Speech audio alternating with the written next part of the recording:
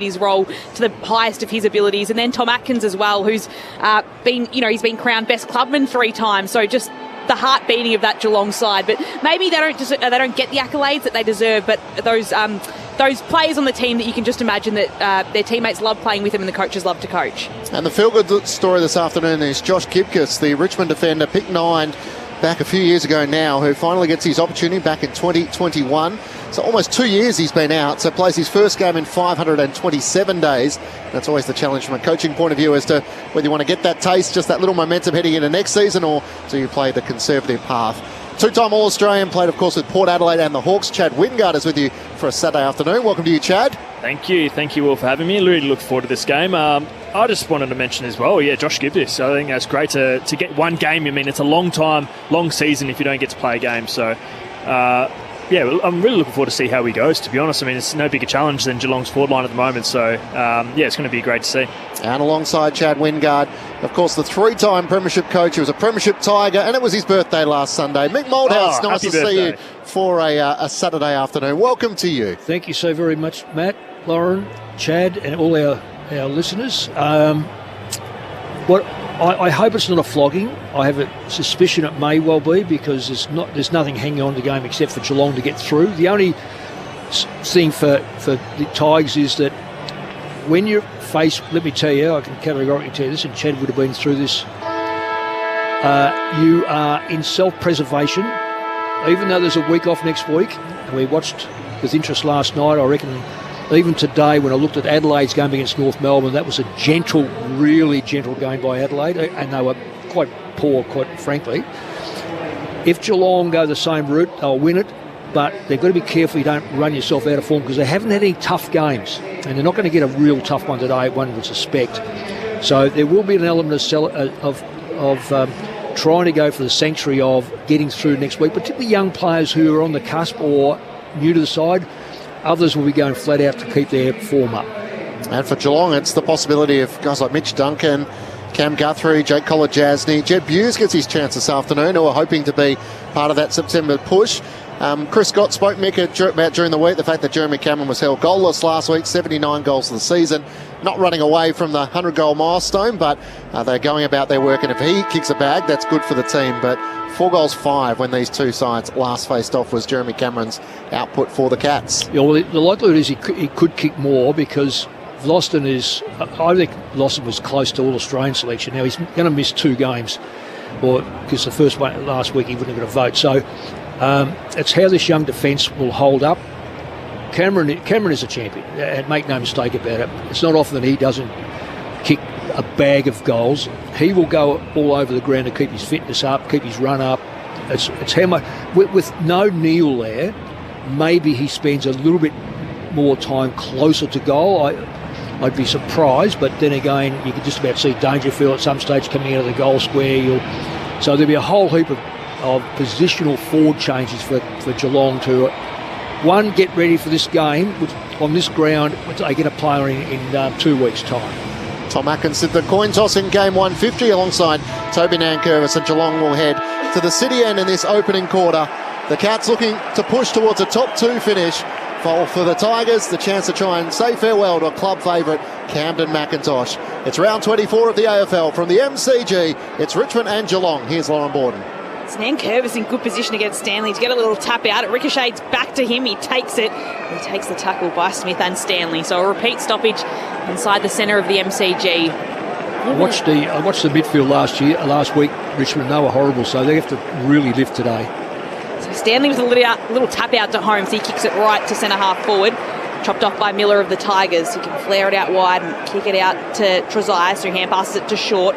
Hand pass to Houghton, and then Short will get it back. Just puts the kick down the southern wing. The mark will be taken by Armstrong. Still just forward of centre wing for the Tigers here. Kicking towards the punt road end. He goes inside 50. DeHoning flies over the top. Can't take the mark. Rioli Roves can have a shot towards goal. It's across the face. And Bo sees it through for a minor score. So 1 behind to start for the Tigers. They're leading by that score. Nearly a minute played in the opening term. So down the other end, Mark Blitzhavs is alongside Josh Gibcus on his return. Stengel has the company abroad. Patrick Dangerfield alongside Young and Jeremy Cameron with Miller straight down the middle of the ground. The kick in, and it's volleyed forward by Dempsey. Can't clear the congestion from the Stewart kick in. Dangerfield gets involved. Hand pass to Stengel. Looks up. Cameron on his own in the left forward pocket, having worked from the defensive 50 all the way down the ground. And that is why he's so hard to stop. Well, his man just dropped right off him. If you've got a job to play on Cameron, the ones that have played on Cameron don't give him any space at all and make him earn every kick, because he's got a big, high marking player. He relies on his stealth and his position and his speed. But that Richmond player just dropped off. Just one behind for Jeremy Cameron last week. 79 goals of the season to start on the perfect note. Cameron out to the left from 45. He's on song right from the start. And an ominous warning from Richmond fans coming along this afternoon. The Tigers behind with Geelong kicking the opening goal inside 2 minutes, and it's courtesy of Jeremy Cameron, up to 80 for the season. One straight six, and the Tigers one behind. Saturday footy on ABC Sport with Chad Wingard and Mick Moldhouse. Yeah, that was from a kick-in, obviously. Tom Stewart, I actually really want to point out close here. So he was in a marking contest, and he just allowed it to go over his head. So he shepherded the space so the ball went, I suppose, Geelong's way, and then the momentum's going that way. Then you got Dangerfield, who's obviously so explosive, and you just see how he attacks that contest, gives the handball, and it just allows Geelong to get outside of Richmond. So you've got to play fast against Richmond, because if I suppose you slow down, Richmond love to get their numbers back. So a great start from Geelong, and obviously a great contest there by Dangerfield as well. It's a nearly goal going the way of Geelong in the first 2 minutes of this match at the MCG, as the umpire will cross his arms and bring back the bounce. So these two sides meeting for the second time in the second half of the season. So it hasn't been long since they've last met, where West Coast and Sydney coming up after this are meeting for the first time this season in the last round. So all the quirks of the fixture. It'll be Atkins wrapped up in the centre of the ground, another ball up. And then Curvis and Stanley, little tap out goes to man up, and then Nan Curvis does the tackling on him. The discrepancy in the win-loss of the sides, that's what highlights this. It's really odd. So it's Prestia who has it, taken a good tackle by Smith, who's still holding on to him. The umpire will call holding the ball. So Bailey Smith wins that one for the Cats. In the centre of the MCG, he can put the kick inside 50. The front was Blitzarves, couldn't take the mark, falls behind him. Stengel on his hands and knees battling to get it across to Close, who has it, hand pass across to Cameron. He'll snap it towards goal. It was touched off the boot. Short has it. It's no mark. He's tackled, and it will be a ball up right at the top of the 50 for the Cats. They're leading by 5 points. Umpire throws it aloft. Blitzarves and Nankervis. Nankervis wins down the tap. Here's Bowes, jams it back towards goal, and Geelong have their second. Wins touch. Now the field umpires gestured that they think this is touch, so we will go upstairs. Bowes from about 15 metres out in the right forward pocket, and now the field umpire is gesturing exactly what Mick said, touched off the boot. And it might have been. And he would be the McIntosh. Yeah, he'd be the first one that would see that, the umpire, because he was right next to it. It's got him underneath the arm, I reckon. Camden McIntosh in his final game, 213 games for Richmond. He and the club announcing they will mutually part ways at season's end. He will hope his career might continue on, but he's quite the sight in the fluorescent pink boots and the black headband with a bald head. McIntosh is saying he's hit it with the bottom of his arm. It's a left hand outstretched as Bowes kicked across his body. And the umpire just having a look on the split screen in the arc. Not quite as quick as what we thought these might have been. That was the challenge for... Mick called it a second after it was kicked. From how far are we away? Mick, 70 metres away? Oh, no, I just... It was only a cue for the umpire. Right? Wow. And when an umpire's that close and he calls it, it's touch. Yeah.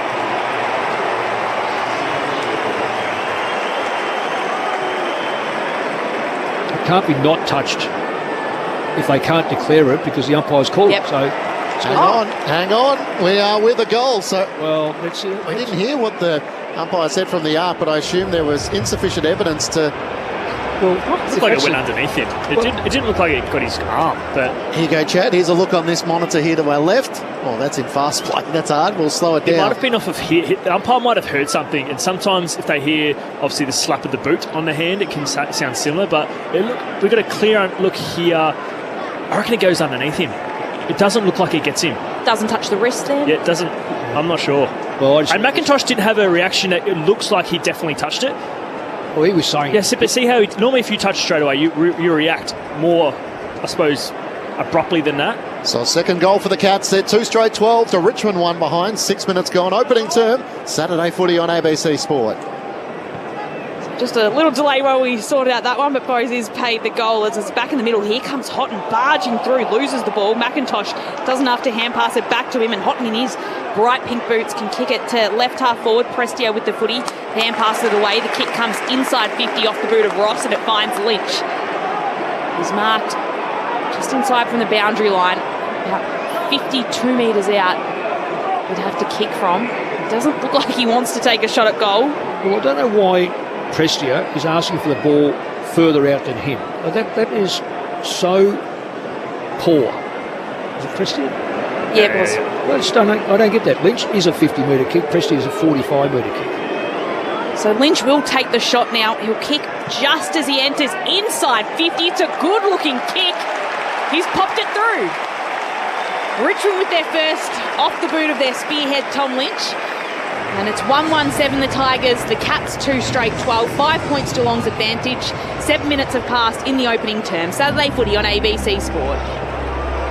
That was a great centre bounce. I mean, Houghton's in there, and that's what I love. We're starting to see some of the younger talent of Richmond get in the midfield. And like I said, he's been injured, and he's obviously a lot of their Richmond, I suppose, first-round draft picks have been injured. But he looks explosive. He looks talented, and I know he missed the kick, but geez, your follow-up work is impressive. Chad, interesting enough, I speak to Richmond people regularly on a Friday who work at the club, and they say he's the most exciting kid they've got. He looks great. He looks great. They love him. And these are pretty good judges. I mean, they've got a lot of good kids, but they just keep saying, I said, come on, who's the best? Houghton, without a doubt. Without a doubt, they just say him. Just got to get him on the park long enough. Yeah. Waller, Houghton, Smiley, Sims. They've got some good young players who've got some exposure this season. Back in the middle of the ground, Hopper's 1-2. Trying to get the Tigers out of the attacking centre circle. Feeds the hand pass back to Tom Brown. Sends it up towards Morris Rioli Jr. 2-on-1. No mark claimed by Lawson Humphries, but he's first onto it. Kicks Geelong out onto the members' wing. Mantle leads up to the footy. One way then the other. Trying to get around Jaden Short. Kicks on the bounce up towards Close. Didn't take it cleanly. Brown knocks it out into the path of Hopper. Back to Tom Brown. To Houghton as they run the wing. The hand pass out in front of Camden McIntosh. Tries to slap it away from Bailey Smith. Still alive for the Tigers as the pressure comes. In the end, a free kick going the way of Brian Myers, who was taken high by Jack Ross, and he gets the hand pass away to Bailey Smith. Smith wants to kick it right across the ground towards the southern side of the MCG. Mullen picks it up, hand passes it to Guthrie. Guthrie's hand pass isn't great as it goes towards Martin. He's crunched by Mansell in a tackle. Wow, holding the ball. I haven't seen that in a while. Never. He just took him down, hand passes it across to Prestia with the free. Prestia goes inside 50. It'll be collected though by Myers, who can hand pass it to DeConing. And as the Cats little exit defensive 50. Good, well done. Great call. That was that's very good umpiring there. He was grabbed so far off the ball. Two things we haven't seen: a big tackle, and Mick saying the umpire made a great call. What about that tackle? That is one of the best tackles of the year. So Short wins the footy, he kicks it down, but it's intercepted by DeConing. But you're right, that tackle in the middle of the ground. Mansell, wasn't it? Yeah. It's just almost like a wrestling move. Oh, it's just a beauty. Because there's not getting away a free kick. And speaking about it on cue, Bo's almost too slow as Morris Rioli Jr. came running from behind. Did enough to pressure the kick, and it goes out of play for a throw-in. Matt Clinch and Lauren Borden calling the action. Chad Wingard and Mick Moldhouse are your experts, the final member of our team. Sitting in the front row this afternoon is Lex Pesce. Welcome to you, Lex. Good afternoon, guys. What a perfect afternoon at the MCG. The sun is shining. It doesn't happen this often in August. Nevitt and Trainer, the two subs this afternoon for the respective sides. Geelong by 5 points, thrown back in. Now Curvis in front of Blitzavs, gets it down to the front. A chance for Taranto. Wrestled away from him by Sean Manor for Geelong. Trying to get it to Blitzavs. He's tackled and brought down, and the umpire will ball it up in front of the two benches. Just saying about him improving in players. Rioli's attack on and willingness to tackle has really put him in a different class of player now. Certainly has. Richmond on the wing. Taranto's hand pass picked off by Max Holmes. Pulls his kick into the middle of the ground, looking for Close. It gathers the skidding ball. Looks out to left half forward where Oisin Mullen's in space. Got a couple of metres on Trezise. Looks up inside the 50. Kicks towards Martin. Can't take the mark. Spoiled by Gibgus. Good to see Gibgus back. Martin follows up, trying to knock it out into the path of Lawson Humphries. Now, hand pass came from Sonzi. Turnover, though, as Myers' kick is touched off the boot, and Gibgus bangs it up the wing. Awkward ball for Noel Bolter, who started forward this afternoon. And it's picked up by Guthrie. Hand pass away to Henry. High kick inside 50. Up comes Dempsey. Can't take the mark. Jack Martin's the crummer. Hand pass into the pocket looking for close. Broad right there in tow. They're tucked into the left forward pocket, and Richmond eventually banks. Too slow. Manor ran him down just as you're about to get the kick away. Tell you what, Mannor's been impressive, kicking 3 goals last week, and against Port Adelaide dominated too. He wastes no time, veers out on his right, kicks across his body, and the Cats have 3 of the first 4 goals of the match. After Tom Lynch kicked the Tigers first at the other end, Sean Manor steadies things for Geelong, and they lead by 11 points. 3 straight 18 to Richmond 1-1-7. Nick Malthouse and Chad Wingard with you on ABC Sport. Yeah, we're just talking about Manor. He's in some amazing form, and no better time to have it, obviously, going into finals. And yes, they haven't played the top talented teams, but he's one of the players that just goes under the radar. A lot of players do at Geelong. Obviously, they've got Jeremy Cameron. Even Neil's obviously gone under his shadow. But Manor, he's really been under, I suppose, Bailey Smith's shadow a little bit, because he's been super potent, whether he's on the wing, going forward, on ball. He's just been one of the players that just pops up and does some great things. A great finish there. Yeah, absolutely. 27 goals of the season for Sean Manor as a second-year player. 15 last year from 12 games. He's now up to 27, plus all the tackling work that he does as well. It's an asset for Geelong heading into the finals as Bolter in the middle takes the hand pass away to Taranto, kicks it inside 50 for the Tigers. Stepping back is Tom Stewart. They're the best at that, aren't they? Oh. Shepherding. Yeah, it's a shepherd. Legally, but Well, it's not illegal. It's not. they get away. They're best at not getting free kicks against them. Yeah, you're spot on. Stewart chipped it to Myers, who kicked it in the centre of the ground to Atkins. Flares it out wide. He was looking for Bowes. In came Broad, who was able to chop it off and get a hand pass away. He was under all sorts of pressure from Buse, who took it in the end. Hand pass to Henry. Flicks it back towards Bailey Smith. He'll retreat by going back to Stewart and leaning on his safe hands. Stewart doesn't want to waste time. He kicks it out to the southern wing, but Sonzi sits back for the Tigers and intercepts. He wants to chip it further afield where Ross takes the mark just in front of the centre circles. Hand pass away to Dion Prestia. Out to the wing for Taranto. Little fumble under the Shane Warne stand side. Kicks inside 50. The target is Armstrong. Can't take the mark. Lynch stay down. Stewart lays the tackle as he has to get a hand pass away. There's a throw in the end from Tom Lynch. And the umpire spotted that in the right forward pocket for the Tigers. And Geelong will take the relieving free kick courtesy of Tom Stewart. The Cats 3 straight 18 to Richmond 1-1-7. No late changes with Trainer and Nev at the subs. Now Shannon Neal this afternoon out through suspension, and Jed Buse gets an opportunity as Brian Myers for the Cats from half back kicks up towards Jeremy Cameron. Has Miller for company. Myers clean hand pass to Tom Atkins in game 150 into the forward pocket. Stengel's all on his own, and he takes the mark in the left forward pocket. Tyler Young's opponent was Ollie Dempsey in the goal scorer. He tried to make some ground late, but a good mark in the left forward pocket from Tyson Stengel. Looking to kick across his body on the right foot, open up the angle and misses to the left-hand side. So Geelong 3-1-19 to Richmond 1-1-7. 15 minutes gone opening terms. Saturday footy on ABC Sport. He just missed the close side with those snaps. He's obviously very good at it, but you'd never try and miss. You always try and give it a chance. Try and miss the open side if you're as a small forward. You got to give it a chance to come and swell back. Sam Banks with a long kicking out to the Shane Warne wing. And it's a free kick going the way of the Cats. Oh. Lead to De Koning. So everyone stopped. Why wouldn't that be advantage?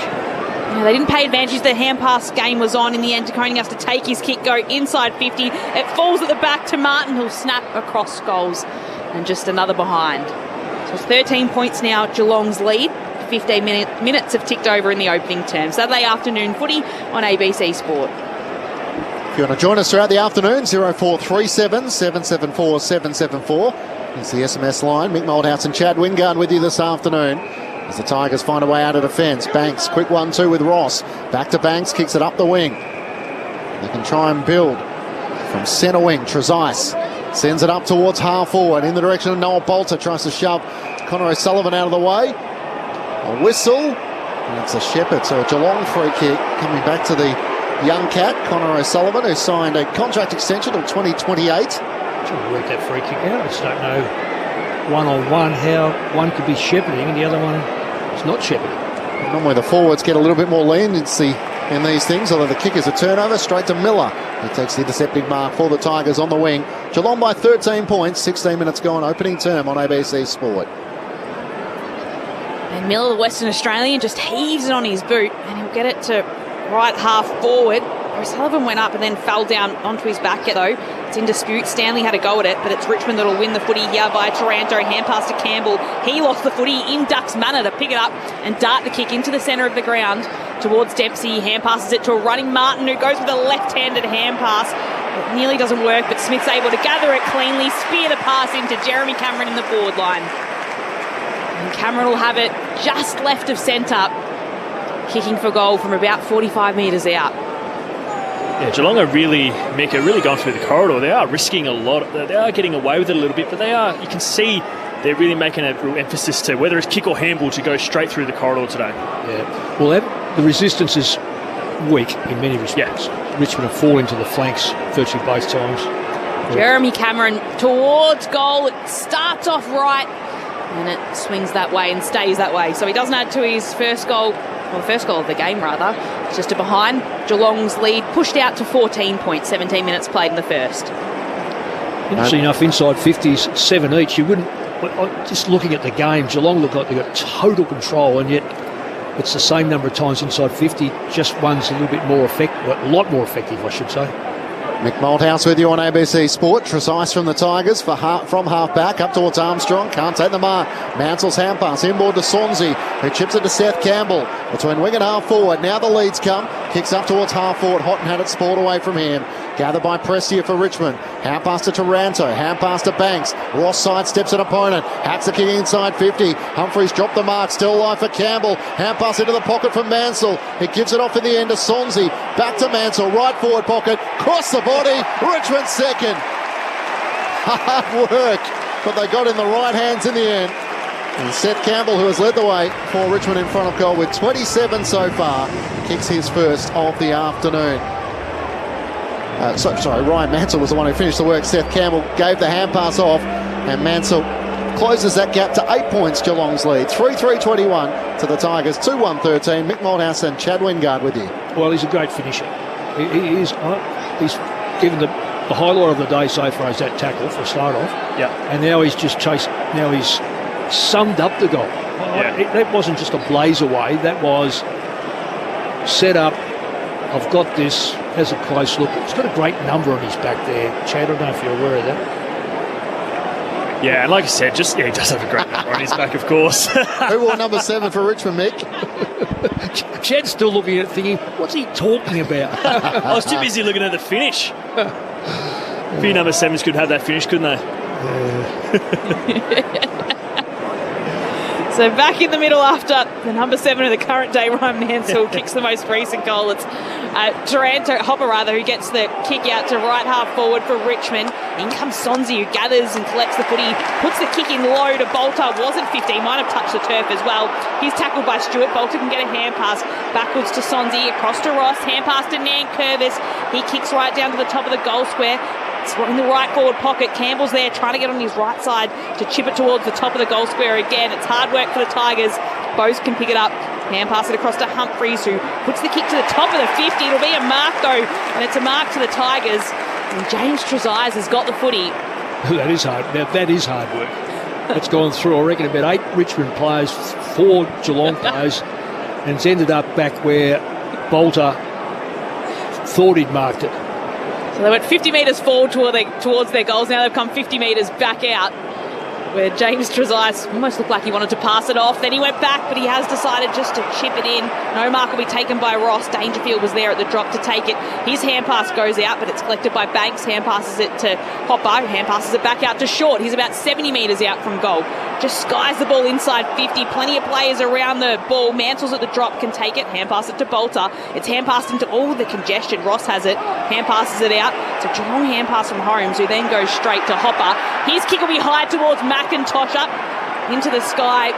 He couldn't take the mark. He can go back and get it though. Hand passes it across to Mansell, who just puts this one right into the top of the goal square. Stayed in the air for an eternity, and in the end it is punched through for a minus score. So after all that, the Tigers come away with 1 point, and Richmond's lead Geelong's lead rather, we cut back to 7. Now, can someone fill in? Did Stewart do something to a Richmond player in the last 15 years? Was it Stewart and Prestia? Did he knock out Prestia that time? Prestia was too. It was a few years ago. Yes, yeah. I'm just trying to work that one out. It's a good memory from you, Loz, because the Richmond fans at the punt road end are letting him know about it. Stewart's kick into the middle of the ground might be coming back. Taranto inside 50. Bolter kick down low, can't take the mark. And Guthrie gets the hand pass away to O'Sullivan. Composure from the second-year Cat as he chips it to Max Holmes, who marks in the right back pocket. Geelong by 7 points, 3-3-21. So Richmond 2-2-14. The Tigers have had more of the footy, 77 disposals to 58, as the kick up the wing finds Jack Martin. He's been I love him. He's been a very good addition coming into a final series because he's got class. Playing his 10th game for the season, didn't feature until round 13 for the Cats, but could be a factor come September. Stewart releases Max Holmes, who runs the Shane Warne wing, sends a long ball inside 50. Dempsey never got there. Myers dropped the mark. Dempsey's back onto it. Hand pass to Stanley in the left forward pocket. The Geelong ruckman turns on goal and celebrates with a finger in the air. He's having a good season, Reece Stanley. His 6th goal of the season, and the Cats extend their lead once more back out to 13 points. 4-3-27 to Richmond 2-2-14. We've ticked past 22 minutes gone in the opening term. Earlier, Adelaide prevailed by 13 points over North Melbourne at Docklands in front of a crowd of 17,494 fans, meaning the Crows claim the minor premiership and they're into their first final series since 2017. Mick Malthouse and Chad Wingard, your experts on ABC Sport. Geez, that hurts. I mean, Geelong have won inside 50 and score, and Richmond just had repeat entry, and they get a minus score. They're just fighting so hard. And one positive thing for Richmond is that they've been 4 centre clearances, and they've all gone to Richmond. So another one here. Again, at least they're getting front of centre. They're trying and getting repeat efforts. So one part of their game is the endeavour, tick. Centre clearances, tick. So see if they can keep at least putting the pressure on. Yeah, compared to last week, because they really were terrible last week in the centre. Stanley comes and competes in the ruck after kicking the goal and gets the ruck free kick as well. So he'll load up on the ball and get it right to the top of the 50 for Geelong, where a mark will be taken as Stengel just comes in and comes to the grab. Well, there's no one there. Richmond had probably 6-10 back, stood around. Stengel just works out into where the fall of the ball's going to be. Watching players. Takes a mark over his head, and the Richmond, 3 players around him. That was a 5-second ball, you reckon? Well, easy. Yeah, for at least 5 seconds. Easy 5 seconds. And he's good for distance, so they'll pay a penalty, the Tigers. So it's about a 45-degree angle. He'll kick as he runs in. The red paint of the 50. This one starts left. It looks like it'll stay that way. It won't come back. No mark can be taken by Stanley, who stood on the behind line. So just a minor score for the Cats. And they're out to a 14-point lead. 24 minutes played in the opening term. Geelong have won 5 of their last 6 matches against the Tigers as Jaden Short brings Richmond back into play. Short to Josh Gibcus. Great to see him back. 527 days between AFL games. The top 10 draft pick as he sends the long ball up towards the wing. Stanley in front position. Might have had an arm held. He's down on all fours. Shepherded out, says the umpire. A free kick going. I think it's Sam de Koning who's going to take the free kick for the Cats. Out of the Shane Warne stand side with now pretty much the whole MCG in shade. A beautiful 15 degrees in Melbourne this afternoon with spring on the horizon and September around the corner. Kicks inside 50. Blitzhouse brings it down to the front. Dempsey around his body. Up to the leader Bose. Couldn't take it cleanly. Nankervis's hand pass back to his ice. Worried off it. Stengel up against the behind line. Trying to keep it alive. And it goes through for a minor score. Geelong by 15 points. 25 minutes gone. Opening term. Saturday footy on ABC Sport. It's amazing, Mick, how many teams keep the ball alive in their D50. I mean, they're handballing without any pressure. It's something that is a little bit worrying because he could have just taken a tackle to be a stoppage, but to keep it live is pretty risky, and a lot of teams are doing it these days. Are they worried about... Maybe it is holding the ball. Maybe it's what they're worried about. It just seems to be a worry somewhere. Oh, look at that, one-on-one. So Richmond try and work it along the members' wing towards Prestia, and in the end Atkins works him off it and can put the kick inside 50 for Geelong, where a mark will be taken by Blitzarves. Just outmanned, don't they, aerially? So Blitzarves will just go with a long kick across the goal into the left forward pocket. No mark can be taken by the Cats. Miller comes in for the Tigers. He's pulled to the ground, and it'll be a stoppage inside forward 50 for Geelong. Just as we spoke about it, a Richmond player takes the tackle and just concedes the stoppage. Geelong ahead by 15 points. Nankervis taps it out right to Trezise, who's got players all around him. And he's stopped from going anywhere else. And again, there'll be another ball up about 20 metres out from the Cats' goal, kicking towards the Ponsford end of the MCG in the first. It's going to come back. Geelong have got 2 by themselves outside 50. Nankervis one down the tap. Manor was on the move. Can't get a clean kick away as he's pressured. Up against the behind line in the end. Banks sees it through. So 11 inside 50s apiece, but Geelong have taken 4 marks from their inside 50s. The Cats leading by 16 points. Man, I've got to say, nothing annoys me more than structural incompetence. Because, well, it's just a matter of being in position. It's got nothing to do with how smart you are. Geelong just load up out the back. Richmond are just going to give it back to them. This is almost exactly what happens as the kick comes out, and it's Koning who had front position to bring it down. Rioli goes in hard of the footy, takes it, and is then called holding the ball. Should be 50, yeah. So it was Atkins with the tackling. The ball didn't come back to him, and now it's a 50-metre penalty that'll march him up to the top of the arc for Geelong. Well, it would have been far further than the arc. That's better. That's about 50 now. Tim Taranto should know better, just throwing the ball over his shoulder and an immediate 50 I from think a he did it senior last player. week. I reckon he did it last week.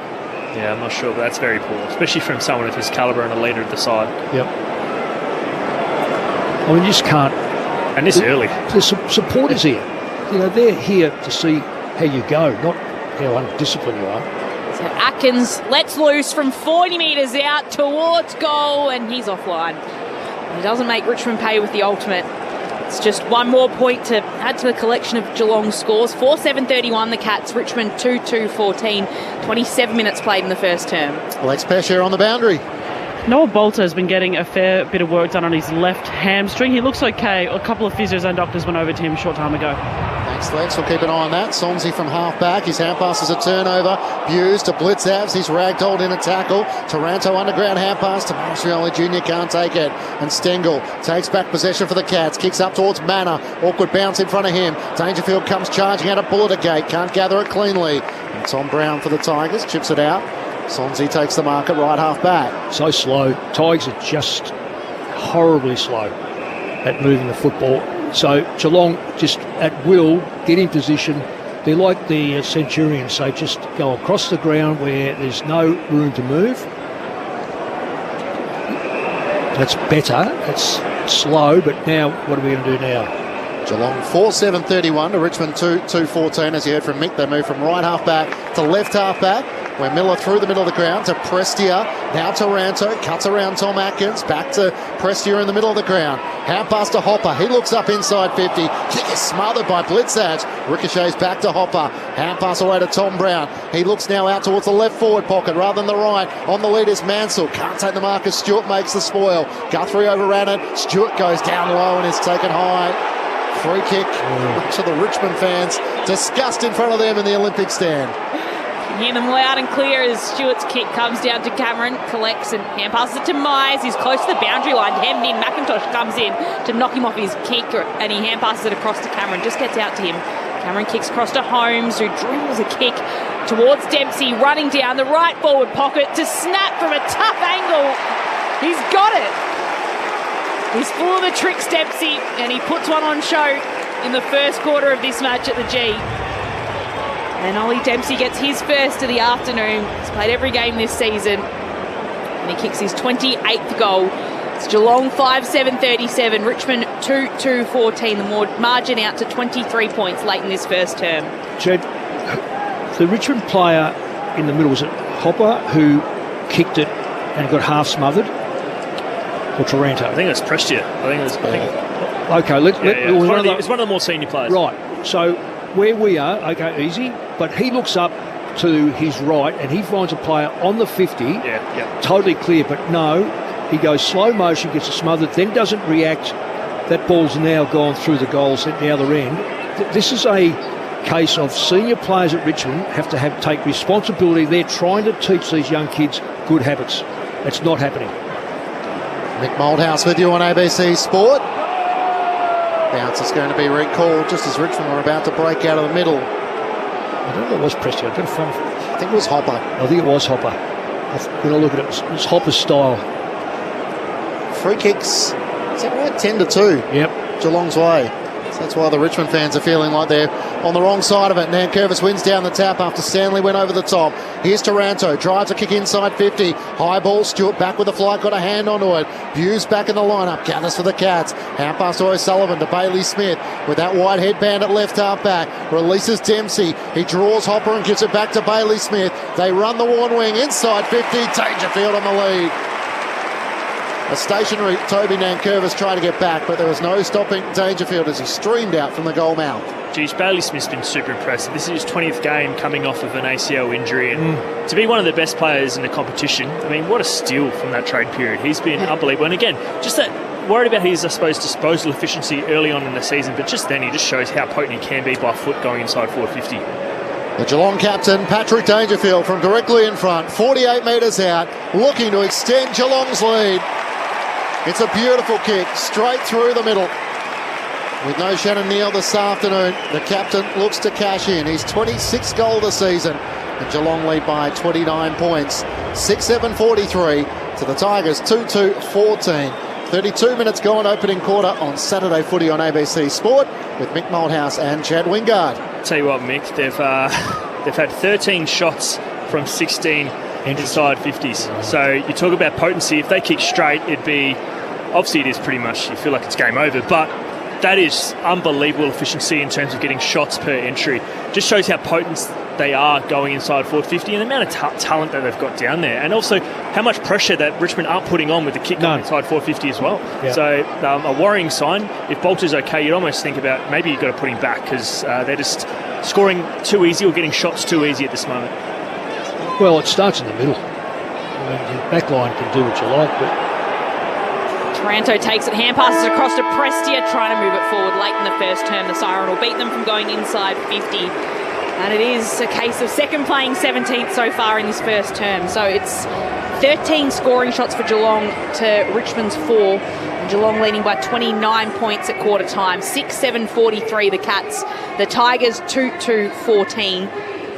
Individual goal kickers across the board. So for Geelong, Stanley, Cameron, Manor, Bowes, Dempsey and Dangerfield. And for the Tigers, it's Mansell and Lynch who have been able to get on the scoreboard for Richmond. But it is Geelong ahead already by commanding 29 points at quarter time.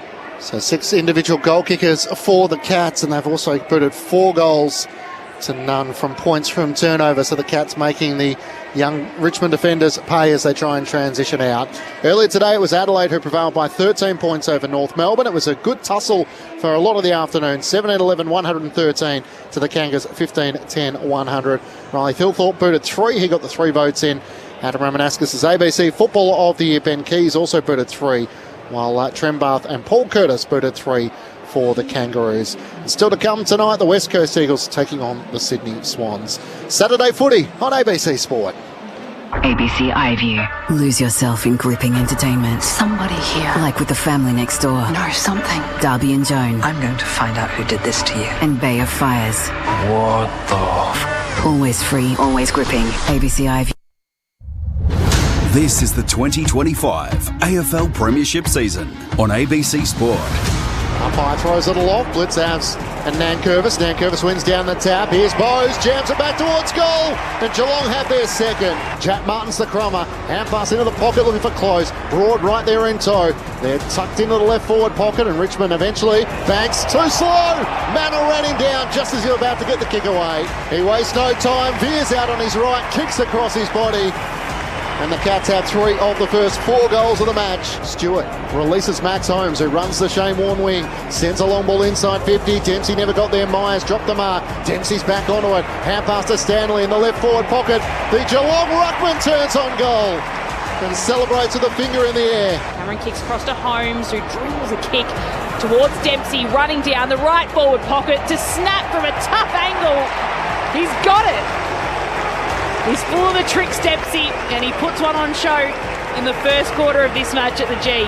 This is ABC Sports coverage of the AFL. On your radio. ABC Sport Digital. And on the ABC Listen app. A 6-2 opening quarter from the Cats has them comfortably in front at quarter time by 29 points, 6-7-43 to 2-2-14.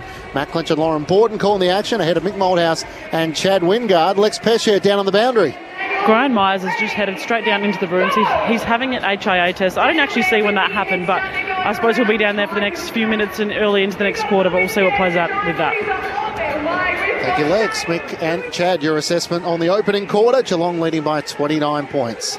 Yeah, it's a tough one for Richmond. I feel like they've been pretty wasteful. You can just see the talents. It's so different. Oh. And you can just see how, I suppose, it is second versus 17th. You can just see the disposal efficiency by foot. It is 60 to 63, but not much. But it's the turnovers that are really killing me. And you touched on it. It's actually the way that Richmond have set this game up.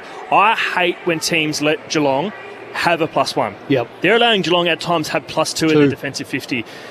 And just even setting up the field, and you can't beat Geelong it's been probably the past 10 years. You can't beat Geelong unless you're an elite kicking side that you can actually lead up and you can beat them like that. But if you allow them to set up defensive structure with Tom Stewart, O'Sullivan, these guys that can really intercept mark and get their, I suppose, ball movement going, you're not going to be able to challenge them. And you can see that with the inside 50 entries. They've got 13 inside 50 to 15, so it's not big, but the scores are killing them. That's the game for me. They're not setting them up for success, especially when you're winning the centre clearances 6-1. So you're actually getting the ball inside your 50 a fair bit. Yeah. But you're just not setting the team up for success. So I wonder why that is, because they're not getting beaten too badly around the ball. But, yeah, Mick, for me, it's just they're not getting set up for success. And the skill is obviously, for Geelong, I mean, to score that potent inside forward 50, that many shots, it just shows that, I think, again, you can only play who you play, but they're in great form. No, they are. And they've got the softest draw in history, but you can only win games that are in front of you. Exactly right. I'm going to just add to what you just said. One of the things that I guess in many respects,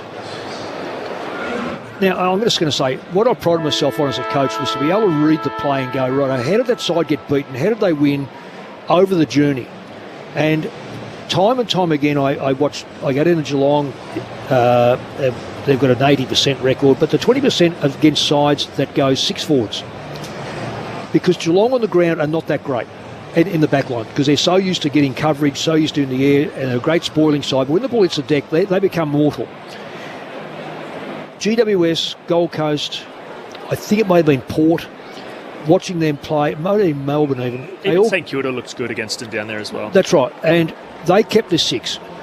What I say is this to any coach. Righto, you're taking a forward away. What are you doing with him? Is he actually assisting you at the stoppage? If he's not, what's he doing there? Is he then falling behind the ball to make it 7? Is he assisting you? Maybe he is. Righto, that's what you've got to put up with. That means you've got to run the ball in and get it past Stewart, or get it past Henry, or get it past Colin Gentry. I know he's not playing today, but he'd be in the side in a flash if he was. So why not, now that your mids are going okay, your ruckman's not getting beaten, your mids are going okay, drop your forward back and make every Geelong backline player accountable. And then back it in, because at the moment you've had 105 possessions to Geelong 87. Yes, Geelong have gone 1,800 metres, you've gone 1,400. But instead of getting beaten by 25 goals, try to reduce the amount so it becomes a bit of a fight on every line, not just one line. Mick Moldhouse with his thoughts to quarter time. Mal on the SMS, 0437 774 774, says the Cats should end up with a percentage of 150 if this afternoon's any indication. Geelong get the first clearance out of the middle of the ground in the second quarter. O'Shea Mullen, half past to Max Holmes, away to Stengel, off the outside of the right boot. He just squeezes in, I think, from behind to the left-hand side. The boundary umpire and the goal umpire having a chat. Well, we've got all night, so we'll have a look for 10 minutes to see whether it's actually gone over the point post. Needless to say, the Richmond cheer squad at the punt right end never moved, so they couldn't care less. I could just go back to the centre there, Matt. Richmond had it 3 times. On 3 occasions, either one of those 3, they could have kicked the ball forward. They elected to hand pass, and of course, the more you hand pass against a good side, you're going to undo it, and it'd come undone. And guess where the ball is? Outside of Stengel having a shot on goal, and he normally kicks those. So that's the overuse. We'll go right now. Richmond have had more possessions this quarter. So the ball is deemed to have gone over the top of the left behind post, out of bounds on the full. And the free kick will go the way of Young for Richmond. Sends it up towards Armstrong. Arms out in front, takes the mark. One of Richmond's young forwards, the first year forward, 19 years of age, 195 centimetres. Moves it across to Shorter, chips it down to Sonzi, who's taken a tackle by Stewart over the boundary line, holding the footy. Tom Stewart wins the ball back for the Cats. He chips it down to Dempsey, who marks it left half forward for the Cats. They go back inside 50 another time early in this second term. But it's Young who sits back there, the North Albury product. The young player in defence to intercept the ball for the Tigers. So he'll have it again, and he'll have to clear it out of that defensive 50. Goes long down the wing, but it's O'Sullivan who marks for the Cats this time. Geez, he's impressive, Mick. I've watched him a fair bit this season. For a 20-year-old to play against some of the best forwards and keep him pretty goalless, and that mark there was special. So Connor O'Sullivan goes inside 50. Blitzars was there. Hand pass to Bowes. Hand pass to Smith. Hand pass towards Cameron. He has to chase after it. In the pocket. Little left foot snap. He can't pull it off this time. And it goes through the near side for a behind. So Geelong's lead now out to 5 goals. Very early stages of this second term. It's Saturday afternoon footy on ABC Sport. So 1 goal, 2 for Jeremy Cameron this afternoon. Up to 80 goals for the season in chase of the magical 100. Has averaged 6 goals against the bottom 4 sides, so that would be the possibility for this afternoon as the Tigers work it out of defence, and Prestia has it at left half back. Turns it, comes inboard. Hopper. 3 kicks and really just outside back 50. Geelong, Collingwood, Hawthorn, they all sweat on sides like this. Just make the mistake. The Cats are set up down the line, so the kick in the direction of Noel Bolter. It clears him. Campbell tries to knock it on. Can't get a possession though. Holmes for the Geelong side. Hand pass away to Humphreys. Now to Jack Henry around his body. Up towards the wing. It ricochets off the boot of Hopper. And goes out of play for a throw in centre of the Shane Warne stand side. Geelong by 30 points. 6-8-44. The Tigers 2-2-14. Matt Clinch and Lauren Borden calling the action. Lex Pesce down on the boundary. Mick Moldhouse and Chad Wingard, your experts for Saturday footy on ABC Sport. Flicks the footy in. Nankervis just taps it away straight towards the boundary line. It'll be collected by Campbell, who can hand pass it across to Ross. Hand passes back to Nankervis. He's got Smith coming in to tackle. Can just get a hand pass away to Campbell, who's still got the footy now for the Tigers. Hand passes it forward of him. Ross has it. He's got 3 Geelong players around him, forced to hand pass the ball behind him. Humphreys takes the footy. Campbell takes him to the turf, and it'll be a ball up between wing and half forward now for the Tigers. There it is. 3rd hand pass. It's tapped down. We'll see what they can do here. It's Trezise who just puts it on his boot to kick it.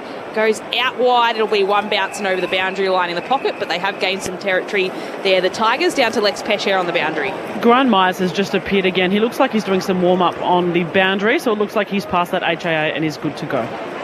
Good news. Thanks, Lex. Ball set to be thrown in. At left half forward for the Tigers. Lynch is doing the ruck work against Stanley, but Stanley comfortably wins it down. Campbell races after for the Tigers. Hand pass to Trezise, to Ross, trying to link up back with Campbell. They lose it. Dangerfield gets a hand pass away to Bowes, and now the run of Manor links up with Holmes. The speedy cap down the Warne wing. Takes a second bounce, gets the right half forward. Close streaming back towards goal. Sends it in that direction. Can't take the mark against Brown. The numbers in the end win out as Tom Brown kicks a clearing kick for the Tigers. Up towards Mansell at halfback. Fends off Dempsey. Has support. 1-2 with Sonzi. Dempsey gets a hand onto it, then volleys it forward to Jeremy Cameron. Well, if you need any reminder as to why Ollie Dempsey was a rising star, that is it. He beat 2 Tigers. They beat themselves. Honestly, they beat themselves up. You 2-1. One shepherds, one makes space, or one runs on. There's multiple opportunities to do something. The old piggy in the middle didn't work on this occasion, and Jeremy Cameron looking for his second. Out to the left from 48 metres out. Starts at left, curls it right. Jezza has 2. And the Cats with the first goal of the second quarter. Inside 6 minutes, they're 7-8-50 to the Tigers 2-2-14. Jeremy Cameron is the first multiple goal scorer of the match. Chad Wingard and Mick Moldhouse with you on ABC Sport. And we spoke about Richmond, but I just want to talk about Dempsey there. That was pretty special. I've said this for probably this whole year, probably the last 3 or 4 years. Geelong are the most active with their hands. So Dempsey there is playing in the middle, but he's really active with his hands. He's not jumping, he's just making sure it's really hard to get the handball. And again, gets a finger on it. And as he's fallen over, he's socketed it with his foot, and it's just hit Jeremy Cameron, lace out, like that's a special play. And I know we're talking about Richmond, but if you're a Geelong fan, you just laugh at that. Like, how special was that? But again, just being active in defence, and that their players are just so good at it. I mean, it costs nothing to move your hands and try to intercept the ball. No, it doesn't. So, but it also costs individual play there. But it also costs nothing to support your teammate. The last 10 scores now have all gone the way of the Cats. The clearance here will come the way of the Tigers, though. The boot of Taranto inside 50. It's a direct turnover to Jack Henry. He's back there for Geelong. Flares it out wide towards Lawson Humphries. We'll just chip it inboard towards Buse. His 4th game for the season for the Cats.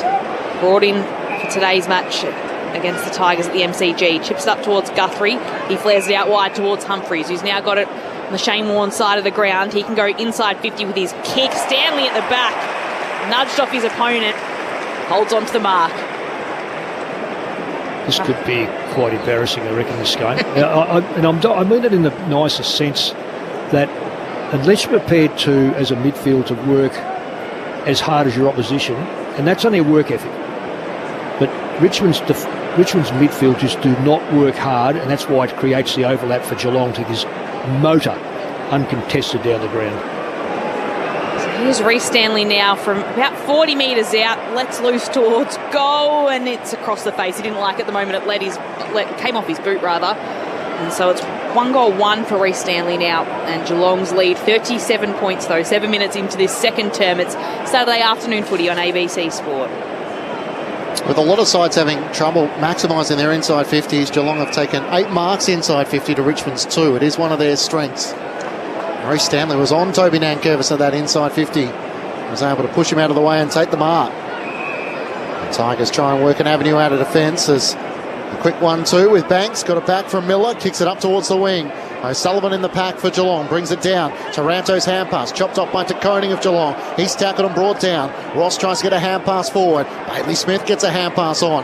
It's Tom Lynch though, he gets down low for the Tigers. Hand pass away to Dion Prestia. Kicks up towards the top of the 50. Awkward bouncing ball for Dempsey. Trickles out towards the boundary line. And eventually goes out of play in front of Heat and Armstrong and a boundary throw in. Geelong by 37 points. 9 minutes gone, second quarter. Saturday footy on ABC Sport. You can join us, 0437 774 774 is the SMS number. We'll be tossed in front of the members at the MCG. Beautiful day in Melbourne for this Saturday afternoon match as Ross does the tackling in the end on Mullen. And the umpire will just come in and toss the ball up. +1, Geelong, smack bang in the middle of all of Richmond's forwards. Forward for Richmond, it's Smith who can pick up the footy, kind of hand pass it back to himself, almost a throw. It was a throw. The throw is paid and the free kick goes to Morris Rioli of the Tigers. He doesn't waste any time, hurries the kick inside 50 and Buse is there to chop it off for the Cats in the left back pocket for Geelong. Who was that loose player inside the Richmond forward 50? Well, it didn't matter because they just work one side to the other. It doesn't matter who gets there. So look at someone. Buse kicks it out to a pack. Nankervis is there. He'll be wrapped up by Dempsey and Dangerfield, and the umpire will come and toss the ball up. But so right now it's Jack Henry. Jack Henry's just sitting right in the little slot, just exactly where the ball's going to come out. Right now. Mick Moldhouse doing the commentary as well as Mansell can't knock it out for the Tigers. Loose ball gathered by Tom Atkins in his 150th game out to Bailey Smith. A whistle and a free kick going Geelong's way for high contact. Chris Scott spoke about Tom Atkins having that mindset that he had to fight and scrap to be a part of their best 22, despite well and truly being an established player, but that was just the mindset he needed to get the best out of himself. Switches inside defensive 50 to Sam DeConing. The runner Bailey Smith, 2 bounces out to the Warren wing, gesturing for someone to come towards him. He ran a long way up towards half forward. Cameron got work done underneath. Umpire spotted that. It's terrible play. He pushed him 2 on 1. Well, he just pushed him clean in the back. I don't know. There's 4 umpires now. And it's dangerous too, mind you. Like, you're getting pushed while you jump. That's how a lot of players get their ACLs, because you're unstable while you're in the air. So it's a dangerous act as well. Ben Miller gave away the free kick. He had Nathan Broad supporting him. No Nick Vlostone for the last couple of rounds. So Richmond's defence maybe a little vulnerable. Jeremy Cameron looking for his 3rd. Out to the right. It's right all the way and through for a minor score. So Geelong leading by 38 points. Jeremy Cameron has kicked 2 goals, 3. So kicked 4-5 the last time these two sides met. Jack Ross just kicks it in short. Too short. He marks and goes right across the face of the goal towards Prestia. Chips it across to Young, almost goes to play on, then thinks again. Here's Prestia calling his name and hand passes it across to him. Prestia kicks to Rioli, who had 3 Geelong players all around him. Rioli will mark though and flare it out wide towards Sonzi. He's now got the footy 60 metres out from Richmond's goal. He dabs the pass inside 50. It'll work for Armstrong. And it's a mark just inside the boundary line. About 30 metres curving around from the right behind post. Take a good kick from there. Take a very good kick from Harry Armstrong, who was number 23 in 2024. This kick doesn't come off his boot well at all and won't even make the distance. Jeremy Cameron's gone back down there, as he does so often, and takes the intercepting mark for the Cats. Doing at both ends, Jeremy Cameron. 2-3 this afternoon. Chips it to Tom Stewart, who marks in the left back pocket. On the SMS, 0437 774 774. Make you like you're walking around Melbourne. Darren and 3 of his mates walking the Camino in Spain, listening to the call as it spoiled out of play for a boundary throw-in. I feel like a few listeners have been walking the Camino this year. Yeah, something that'd be fantastic to do. We just got to ask this question. That kick on goal, where was Tom Lynch? I mean, why wouldn't Tom Lynch be in the goal square? It's probably never going to make the distance. So toss back in. Tom Lynch now back there at full forward. But he was down there. But he wasn't. Who's the ruck? He was. Well, I don't know whether Geelong. Go again. Richmond got one. No. There he comes. Bolter's come up, but he can't. He didn't nominate. No, so Ross has had to nominate here to go up against Stanley in the ruck. So Bolter's on ball. his Bolter's chasing him now to try and get it. It won't come out to him. In the end, it's back in the distance, back in the way of Banks rather. He chases after it and after O'Shea Mullen. So a little bit of confusion all out there for Richmond during this game, where they're already trailing by 38 points, 13 minutes into the second term. And now it'll be a ball up right at centre wing in front of the officials' bench. And Curvis has just popped his way back up from the room. So it's tossed back in. Bolter is there at least for this ruck contest. Can move it out to Sonzi. Hand passes it away towards Hopper, who puts the kick inside 50. One bounce towards Lynch. Puts it on his left boot. A little dinky kick towards Houghton. It misses him, and it's Buse who intercepts for the Cats. Kicks it out towards Humphreys, running back with a flight. Marks at the defensive 50. Through the middle of the ground for Jack Martin. Look at how Geelong transition. Into the middle of the ground for Atkins. Looks up inside 50. Cameron's the target. Atkins was bumped as he got his kick away, so downfield free kick. And guess who? Jeremy Cameron will take the free kick in the left forward pocket for Geelong. It's really horrible. It was there. It was just unnecessary. They should never have lost the ball in the forward line for start off, Tigers. Jacob Hopper was the player who gave away the free kick, so we mentioned again Taranto previously. So the senior Richmond players letting down their side at the moment. And 2-3, it's mental for Jeremy Cameron at the moment. From 40 metres out, this time he leans back and puts through his third. Up to 82 goals for the season in the chase of the magical 100. Geelong lead by 44 points. 2 goals to none. They both come courtesy of Jeremy Cameron. 8-10-58 to the Tigers 2-2-14. Mick Moldhouse and Chad Wingard with you, your experts on ABC Sport. I tell you what, Mick, the Geelong, if you watch them, every time they get an intercept, they are unbelievable at spreading. They are spreading way faster and way earlier. Their anticipation is one thing, and their actual speed, so their effort, is unbelievable, mind you, at the moment. But Richmond aren't quick enough to react. So they're about 2 seconds or so slower to react to Geelong. And by the time they even realise, it's gone down the other end without a single disposal or tackle or even pressure on Geelong. So that just shows you the maturity of Geelong and the anticipation, but also the lack of effort and understanding from Richmond for a young side. So it's unbelievable to watch. I'd love to know the speed of transition. There's a guy in the crowd who has a Jeremy Cameron sign. He's updating it every time he kicks a goal. So up to 82 on his sign. Like an old school scoreboard. He's just ticking over the numbers. As Ross takes the footy for the Tigers, puts it out wide towards Morris Rioli, overruns it, gets some support from Trezise, just taps it. It picks it up for Geelong though. Hand pass to Smith, who looked to hand pass out to Buse, but it's over the boundary line for a ball in. I reckon you train harder than this. Yeah. I really do.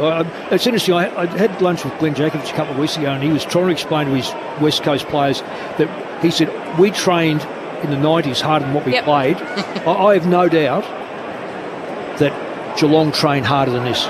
Tossed in, Ross is shoved off it. Myers picks it up back on the field for Geelong. Hand passes it out towards Buse. He's tackled and removed to the footy, holding the footy. Umpire calls play on. The bounce will come to Nankervis. Hand pass across to Taranto. Hand pass back to Nankervis, who's got it 50 metres out. He might just go for goal himself. He's not quite got the distance. O'Sullivan's there at the back to punch it through for a rush behind. It's 43 points the margin. But Mick, as this kick comes in, is it a concern how easy Geelong's fixture has been late in this season particularly? Not the way they're playing. Their bodies are still intact. The thing I like about it is that they're not easing up. Yep. Like it could have been arguable that Adelaide, the way they played, They pulled back a bit. well, you're not sure. Maybe it was because they haven't been in the final for so long. Geelong know how to do it, and that's the worry for the opposition is that they know how to do it. They haven't taken the foot off the accelerator here. They've had how many shots on goal? A heap of shots on, 18 shots on goal to 5. So they're tracking beautifully. Tigers had worked it to half forward. Now Bolter took the mark. He waited a long time looking for the options inside 50, and then kicked to a 3-on-2. And Tom Stewart takes the intercepting mark for the Cats. And look at the chase. Across half back to Buse and now to Tom Atkins. It's Taranto, who didn't offer much of a chase. Up towards Cameron, works Miller underneath it. Half pass forward to close. They've got Stengel all on his own in the left forward pocket. Just have to get it to him. And he takes the mark only 15 metres out from goal. And the Cats are just doing it with ease. Stengel wastes no time, opens up the angle, curls it around his body and puts through his first of the afternoon.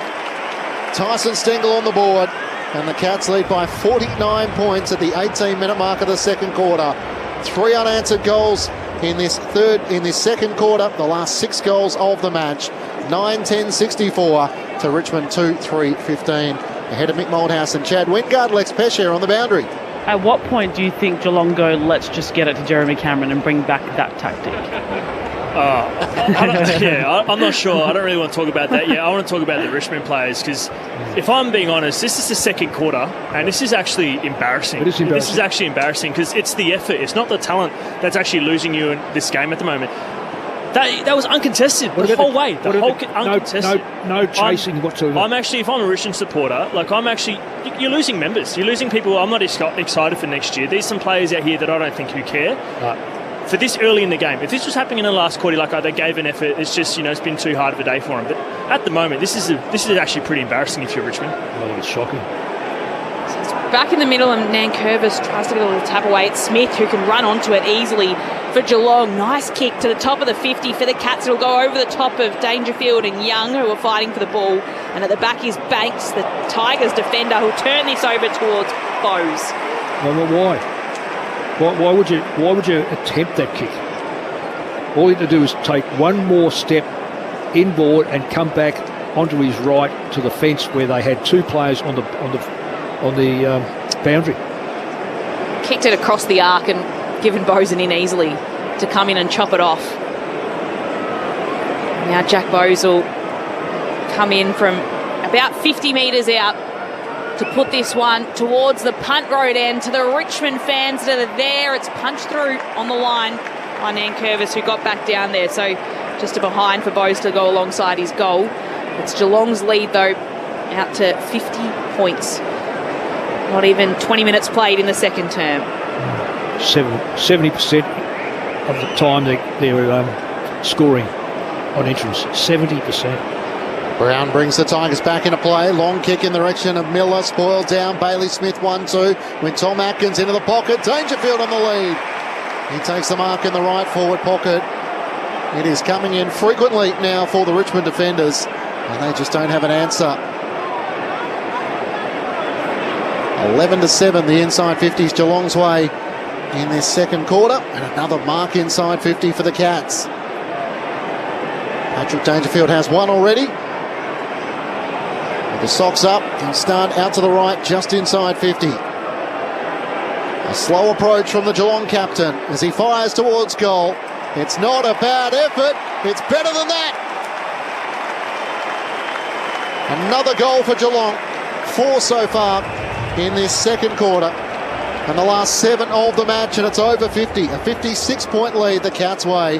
10-11-71 to the Tigers 2-3-15. 21 minutes gone, second quarter, Saturday footy on ABC Sport. Mick, I want to ask you a question here. Half time, you got Uze, you're coaching this side. If you're in his position, last game of the round, this is almost worth a spray. Like, how will you approach this at half time? Like, worth a spray. They would not, but like, it's the end of the season. Like, Yeah. do you go at him here, right? Oh my word, I would. This is.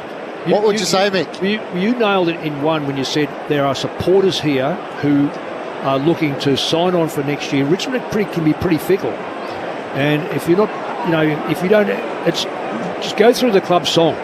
They would be looking at it going, no, this group here have not, under any circumstances, given a yelp, and it's their senior players that have been undisciplined, do not chase, couldn't care less.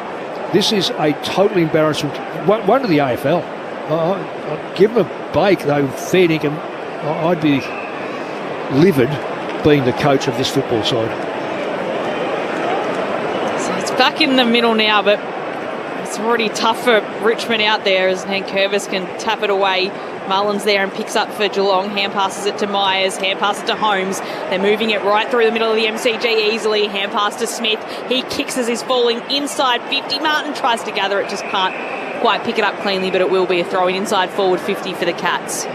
So I'd like to see Lynch, as much as he's a quiet sort of bloke, really get up the next line, not the deep line, and start to spray some of these blokes to put the effort in. Get onto Nankervis, he's the captain. Get his group in the middle and give him a bake. Give him set a target of winning the next stoppage. Just do something.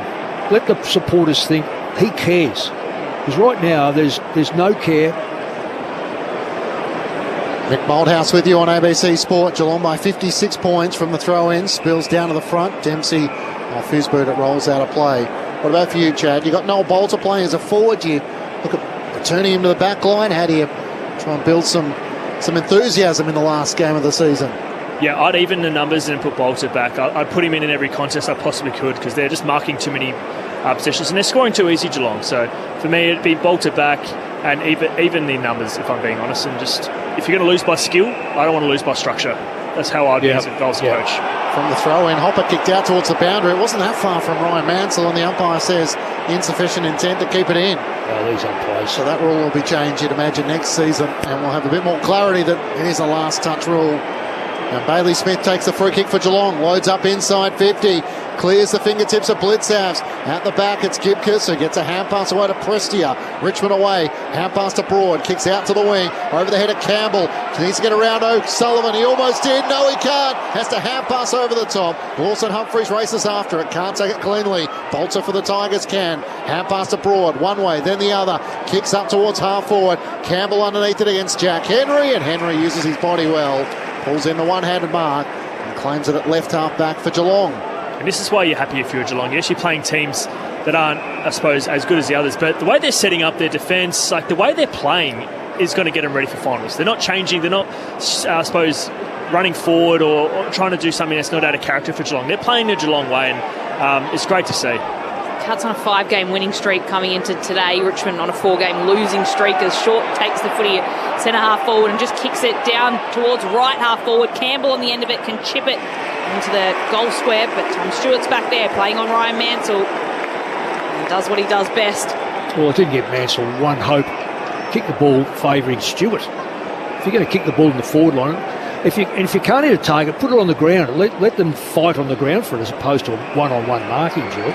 Now Geelong could go end-to-end here as Guthrie at centre wing, outer side of the ground, kicks it the right forward pocket, right half forward rather.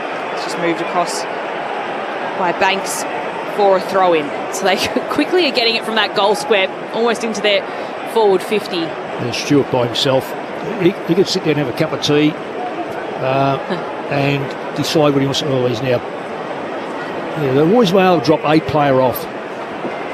Tossed in, Myers can dig it out, hand pass to Stanley, hand passes it to Stengel, who puts it on his boot quickly. It's a high ball inside 50, Broads at the bottom, can take it, barge his way through, his hand pass though intercepted by Stengel, Hand passes to Stanley, flicks it to Myers, who can move it by hands across to Bailey Smith.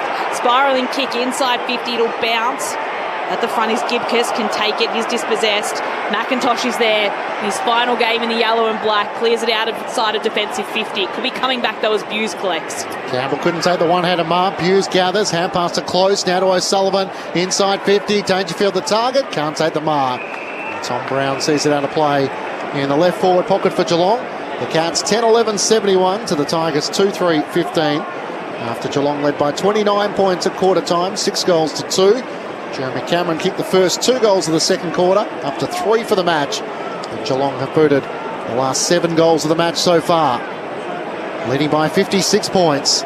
Saturday footy on ABC Sport from the throw-in. Nankervis down to the front, then lays the tackle on Bailey Smith. Has to put a bit more momentum into throwing him to the turf, and the umpire says ball it up with a full stretch of the ruckman laying over the top of Geelong's headbanded Bailey Smith. Lex Peshier on the boundary. You talk about the effort on field, but off the field, the energy's completely gone from the crowd at the moment.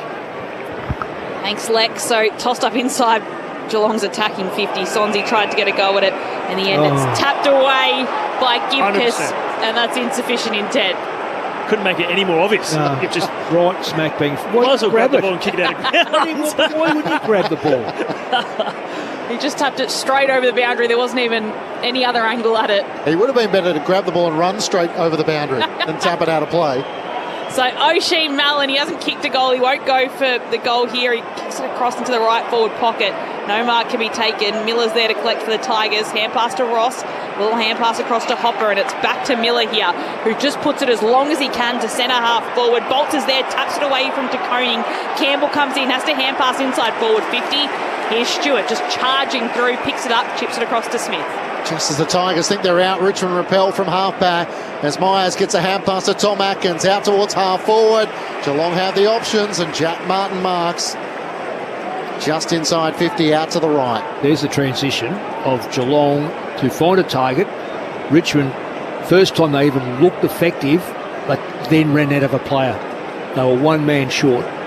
That's 12 marks inside 50 to 3. Well, that would have been the first quarter too, I reckon, from Richmond. Yeah, probably. I don't think they've taken one in this second quarter. Jack Martin, who's been the newest Cat addition, he comes in from 50 and he is looking ever more comfortable in the hoops. Martin puts through his 10th goal of the season in his 10th game, and Geelong lead by 10 goals. 11-11-77 to the Tigers 2-3-15. 5 goals to 1 behind so far in this second quarter.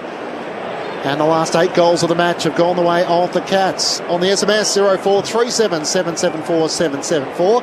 Marcus in South Melbourne is planting a cherry tree while listening to the call. When was the last time a wingman won the VFL AFL goal kicking? Because that's how Jeremy Cameron plays. I guess the notion is he doesn't play in the forward 50. He plays a bit of everywhere. That's a subtle whack, isn't it? I think he's a bit more special than just a winger. But he can play anywhere. That's the beauty of it. I think he actually reminds me a little bit of Buddy. I mean, Buddy was never a contested marker. He was, used his athletic ability to get up and get back and lead up and get space. So those kind of players are so durable as well. They're hard to play on. They're durable, they're athletic, they kick straight, and obviously you can kick from anywhere. So special players. Geelong now with 8 straight late in this second term. Free kick in the middle will go the way of Tim Taranto. A few cheers from the Richmond fans. He hand passes behind him to Banks, who darts a kick towards Campbell on the lead marks. Still 55 metres away from Richmond's goal. He's a little unsure of what to do next. It's Houghton in the end that marks. Inside 50 he goes, and with that indecision, he's turned it straight over to Bailey Smith, who then puts the kick out wide in front of Manna at the half-back line for the Cats. He's got to tap it over the boundary line for a throw-in with Short right at his back. And it'll be a throw-in about 52 metres out from Richmond's goal. They've only scored 1 behind this quarter so far, and Geelong's lead is extended out to 62 points. That is the first time I've seen Richmond shut down, and it's just from a bad kick. Yes. That's the first time I've seen him shut down an instant mark. Chad Wingard with you on ABC Sport. Nankervis got rid of Stanley, gets a hand pass forward to Mansell, who tries to screw it back, but Tom Stewart takes the intercepting mark for the Cats in front of Seth Campbell. Down the middle to Stanley. I tried to use the corridor a lot. Campbell got a bump on just as Stanley got his kick away, forced the turnover. Miller through the middle of the ground, kicks looking for Armstrong. Stewart makes the spoil, spills out to Taranto. He's bumped off it by Buse. Manor comes in, lays the tackle on Hopper. He squeezes the kick out towards Trezise. Hand pass to Cressy, turns it straight over with a hand pass to Tom Atkins. Geelong take it back. Buse one way then the other. From left half back, kicks up the members wing. Jack Martin takes the mark. Geelong by 62. It just can't be that incompetent, you know. This is almost... It's quite embarrassing how they've just given the ball straight back to Geelong on nearly every occasion. Martin chips to Dangerfield. Dangerfield goes inside 50. Tap from Stengel to Cameron. He can't gather it cleanly. It could be a chance here for Buse. Hand pass across to Stengel. Oh, he tried to curve it around and get it through the goal, but it just hits the left behind post for a minor. It's 63 points, Geelong's advantage now. John from Kalgoorlie enjoying the call on a wet, rainy day. Thank you to all on 0437 774 774 as McIntosh chipped it in his final game from the behind to Banks, and the halftime siren sounded. Geelong lead by 63 points, 5 goals in that second quarter, going the way of the Cats, and the Tigers held goalless, managing just the one behind. So Richmond's last goal at the 18-minute mark of the opening term. So for the Cats, 3 goals to Jeremy Cameron, 2 of which came in that second quarter. Dangerfield with 2 individuals to Stanley, Manor, Bowes, Stengel and Dempsey, while for the Tigers their 2 goals have come through Mansell and Lynch. Geelong led by 29 points at quarter time. They now lead by 63 at the main break. Saturday footy on ABC Sport. The thoughts of Mick Malthouse and Chad Wingard. Yeah, it's been a tough one, and if you look at the stats here, if you look at Richmond, and I hope Ooze doesn't do this, but they're winning the centre clearances and the total clearances 17-11, and he'd be like, and we've won the contested and uncontested possessions. Boys, we're getting their hands on it. Yeah, because it's the way you've set it up. You're bringing up one to the stoppage, and we told them, we said this before, Mick, what you give up to be able to get those, I suppose, stats or say that you're in the game is that you're giving up the ability for Geelong to play the game and dictate exactly how they want it. They're going to get it, win it from your back half more often than not, and they're going to score from it. So their transition. So that's how the game's been played. I really hope Ooze can see this trend, or whether it's Ooze or Newman, the guys that are in the coaching staff watching from the box, that they can say, hey, this is a trend in the game that's happening over 2 quarters now, that we're winning the stoppages, but we're losing it when it goes inside our forward 50. Maybe let's make a change structurally to actually give our players a chance and even a bit of energy, because as soon as the ball gets marked by Geelong, it just takes the sting right out of the game, and because it's a dead play. Geelong have got it, and they're just able to control the game and go down the whole way to their 50 and score. So that's what I would do, and that's how I see the game being played, Mick. But we said that before. Exactly right. I said that at minute mark when we said this is the way Geelong play the game. What I don't get, Chad, is that coaches don't look at a formula that has served to beat your opponent. No, I don't get. Oh no, we'll do it a different way. Oh, okay. Is it working? No. Well, why wouldn't you go back to something that's been proven? And as I say, too often you say, are you going to attack? No, we're going to look at our own little side today and we'll focus on it ourselves. Well, I'm sorry, but you know what? The best sides in the world will win defensively by looking at you and going, oh, just see you play, we're going to take that away from you and we're going to then set it up. I just don't get why you do not work on the opposition's strength, try to take it away from them, and that puts pressure back on them. Yeah. I don't get that. I agree. And you think about what...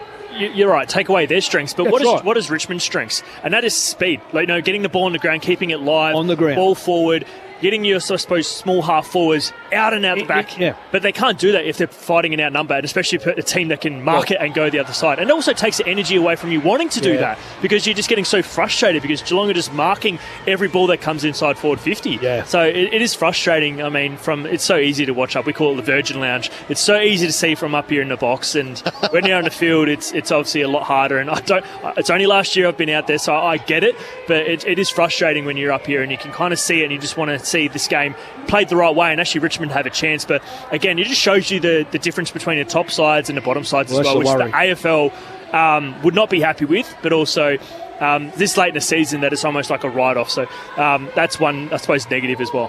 Yeah, you wouldn't want to be sitting in front office thinking, well, our game looks fantastic, because this is a humiliation in many respects.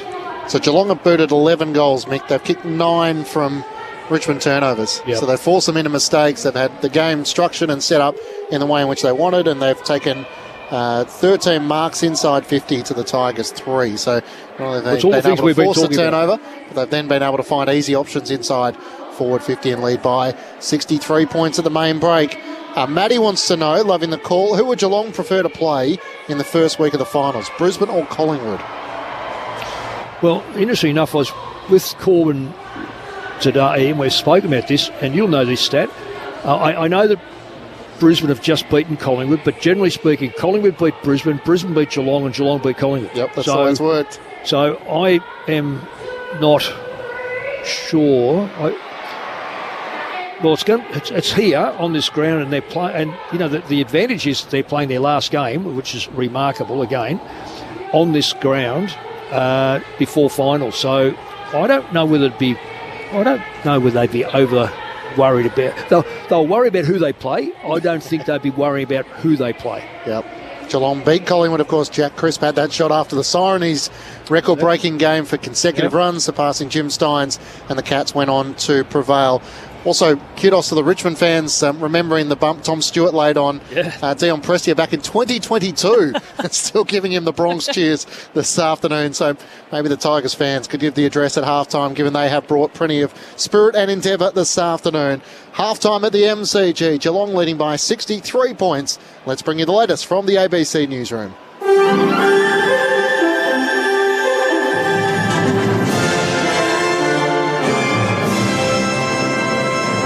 ABC News, I'm Thanmaya Navada.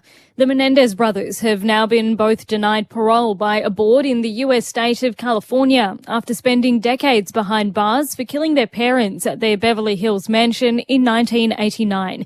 Larry Buttrose reports. During 2 days of separate parole board hearings, Eric and Lyle Menendez were questioned by commissioners and asked to speak up about abuse they suffered in childhood, their mindsets leading up to and after the murders of Jose and Kitty Menendez, and their transgressions in prison since. The brothers, now both in their 50s, were sentenced to life in prison in 1996. The case has long captivated true crime enthusiasts around the world, with the brothers amassing public support in the past year after shows on Netflix gained significant attention.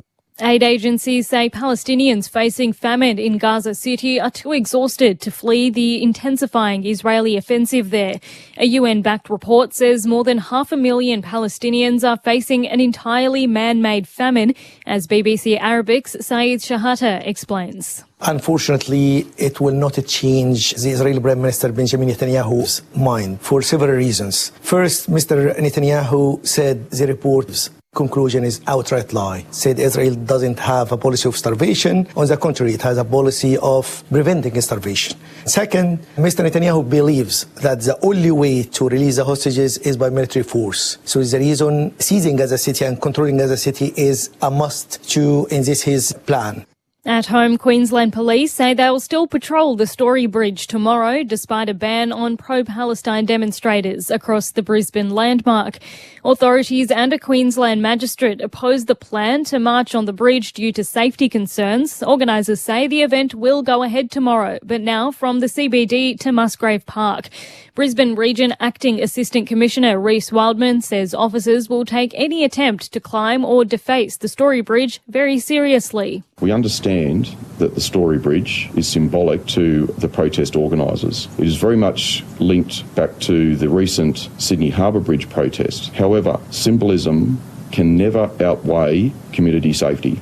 Victorian police say a stabbing and home invasion in Melbourne's west involved two rival gangs. Detectives say 3 men were stabbed after about 8 to 10 offenders entered the home where it's believed a house party was being held. 2 of the victims were taken to hospital with non-life-threatening injuries, while a third ran from the scene while being treated and has yet to be located by police. Detective Senior Constable Reece McLean-Curry says the witnesses are cooperating with police. Investigators believe that this is a gang-related incident between 2 opposing gangs known to police and known to the area. Police say at least 5 people have been killed when a tourist bus crashed in New York. The bus, carrying more than 50 people, lost control and overturned, leaving dozens injured. The vehicle was returning from a visit to Niagara Falls with mainly Chinese, Filipino and Indian tourists on board. Dr. Jennifer Pugh is from the Erie County Medical Center in Buffalo, New York, which is treating the injured. Many of the patients were bilingual, so they were able to provide some history in English. And then we also actually utilized all of our translation services through the entire hospital. So we had over 15 or 20 translation devices, actually more translation devices than patients arriving available. The US Supreme Court has ruled the Trump administration can proceed with sweeping cuts to National Institutes of Health research grants relating to racial minorities and LGBT people. The cuts are part of President Donald Trump's crackdown on diversity, equity and inclusion initiatives and transgender identity. The 5-4 decision granted the Justice Department's request to overrule a judge's decision in June that the grant terminations violate US federal law. And the World Solar Challenge kicks off tomorrow with competitors gearing up for the marathon race from Darwin to Adelaide. Since 1987, students have been making 100% solar-powered vehicles with the aim of completing the 3,000-kilometre journey. 34 cars will compete from Australia and around the world, including Italy, Switzerland, Hungary, the Netherlands and the US. University of South Australia PhD candidate in mathematics, Maria Kapsis, says it's an opportunity to share knowledge. To collaborate and talk to other team members. This is a very friendly event. It's so enjoyable hearing other people's experiences, how they were able to tackle certain challenges, in the design and build. You're listening to ABC News. You meet the most interesting people on Sunday morning. I tell you what, I'd kill for some clean air and a good coffee over here. And there's no generic latte over here. Come home straight away, please. Join the rest of Australia right here on Sunday morning. Australia All Over on ABC Radio. The summer of cricket has arrived early. Clubs it straight down the ground for 6. He's on the pull shot. Boy, did he get that. White ball cricket takes centre stage in the top end as Australia take on South Africa. Shout for leg before, finger goes up. And it's on now on the ABC Listen. Down the pitch, there we go. Bang. Every ball live. Just click on the cricket button. This is the 2025 AFL Premiership season on ABC Sport.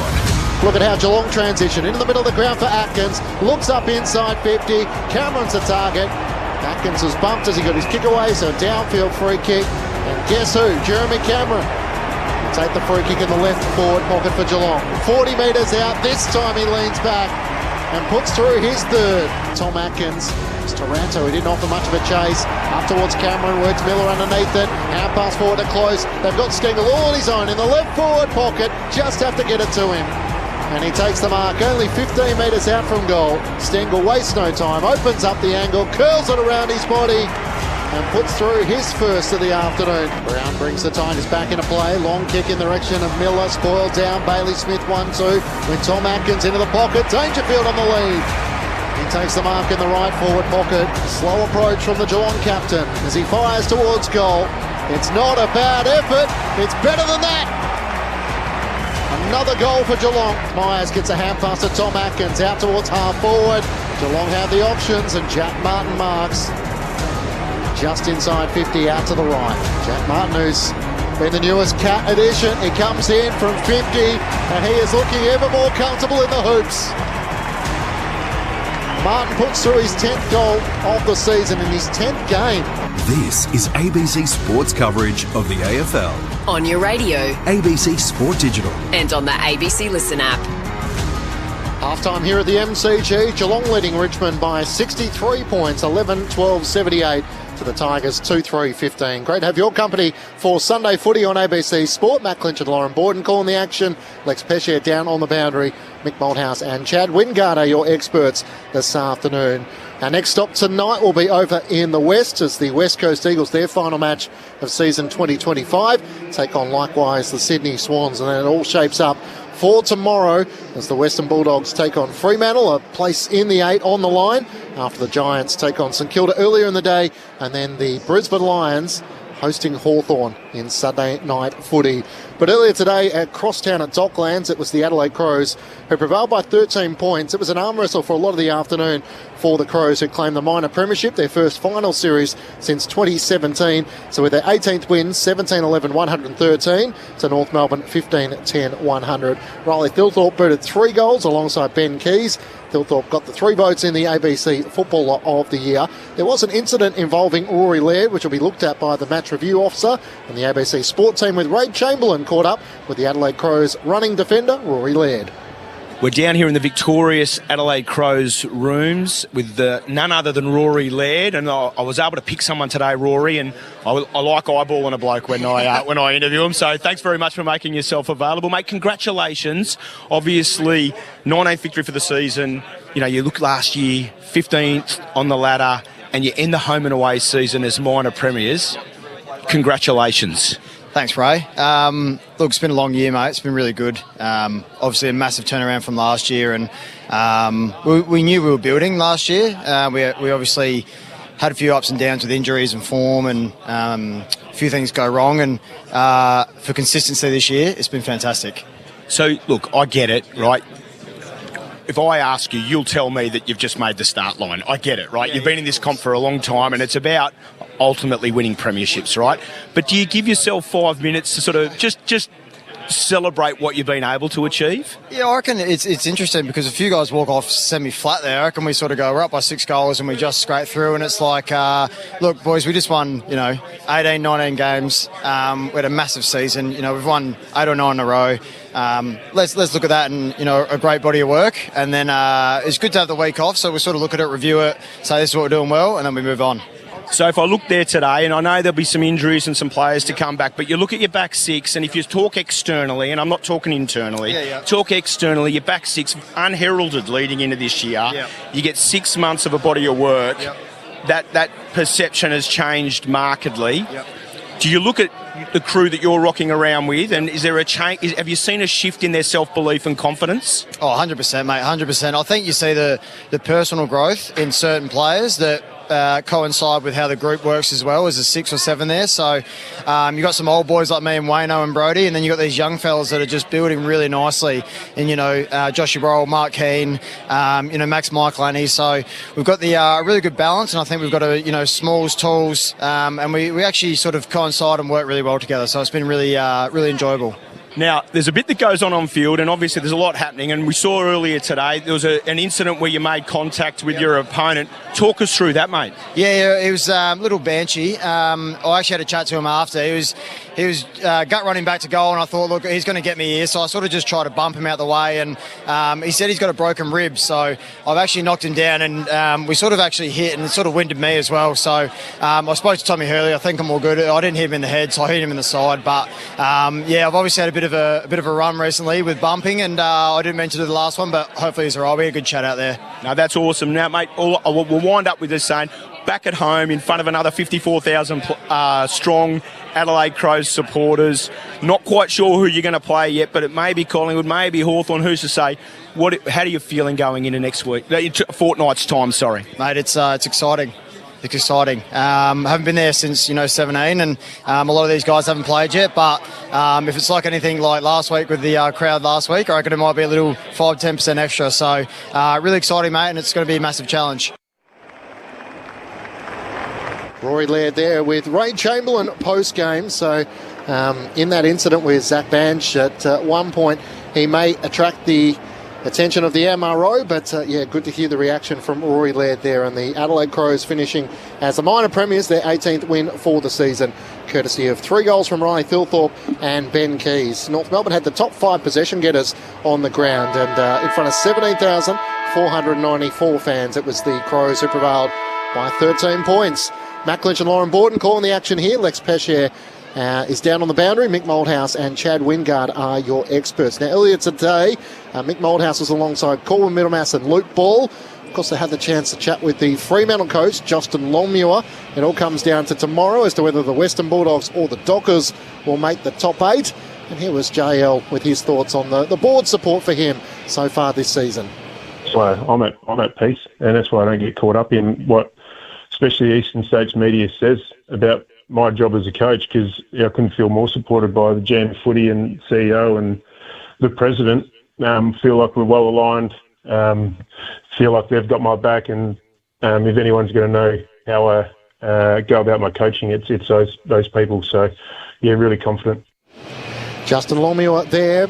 You can catch up on that as a podcast. It's available under the ABC AFL Daily Podcast. You can catch it during the week with Paul Roos and the team, Mick, Corbin and Bawley today, and traditionally Lingy and myself on a Sunday. So Mick, having had that chat with Justin Longmuir, if you had to coach either the Bulldogs or the Dockers tomorrow, who would you like to coach? Well, I think home ground, probably a little bit more depth through the middle. I think the Dogs can win it. How anyone on this earth can think that Justin Longmuir has not performed admirably as a coach, would even suggest that he shouldn't be coaching, is just bizarre. Yeah. 15 wins at the moment. Yes, but not guaranteed September. And that's a rarity. We all know that's a rarity because of the way the competition is. But I just think that he's just going to get better and better. What about for you, Chad? Dogs or the Dockers? Yeah, I'm going the Dogs. I think they've just got too much firepower in the forward line and too much, I suppose, top-end talent. Is what I'd say. Second half about to get underway in the NRL. It's the Gold Coast Titans who lead the Warriors 6 points to 4. Coverage on the ABC Listen app. Just look for the ABC Sport button. Here's Lauren Borden with the Cats leading by 63 points. A huge margin already to start this third term, and it's Mullins who takes the footy hand pass to Atkins, and he'll go inside 50 for the Cats, looking for an early one in this third term. Broad sits back there for the Tigers. Hand passes it away to Young, who's taken in a tackle by Smith, and he's wrapped up at half forward for the Cats. So Richmond's lowest score this season was 2 goals 11 against Gold Coast. They're currently sitting at 2 goals 3 at the start of this third term. Geelong 11-12. This will be an entry from the stoppage from Holmes. Just skies the footy into the right forward pocket. Stengel at the drop sits in and collects the footy on his lap unopposed. And he'll have a set shot at goal from about 35 metres out on a tougher than a 45-degree angle. Well, a very experienced player on him too. Is that Broad? Yep. And just got moved out the way. Stengel's stayed on the ground, kept his feet, just used his body beautifully. You couldn't say any different. All legal. He's given himself plenty of opportunities so far in this match. He's put a goal on the board so far. Tyson Stengel to add to his tally. Puts this one into the left goalpost. So sends it. Leaves the left goalpost shaking. It's 64 points now, Geelong's advantage. We've just ticked over a minute in the third term. And, of course, the SMS has come in rightfully so on 0437 774 774.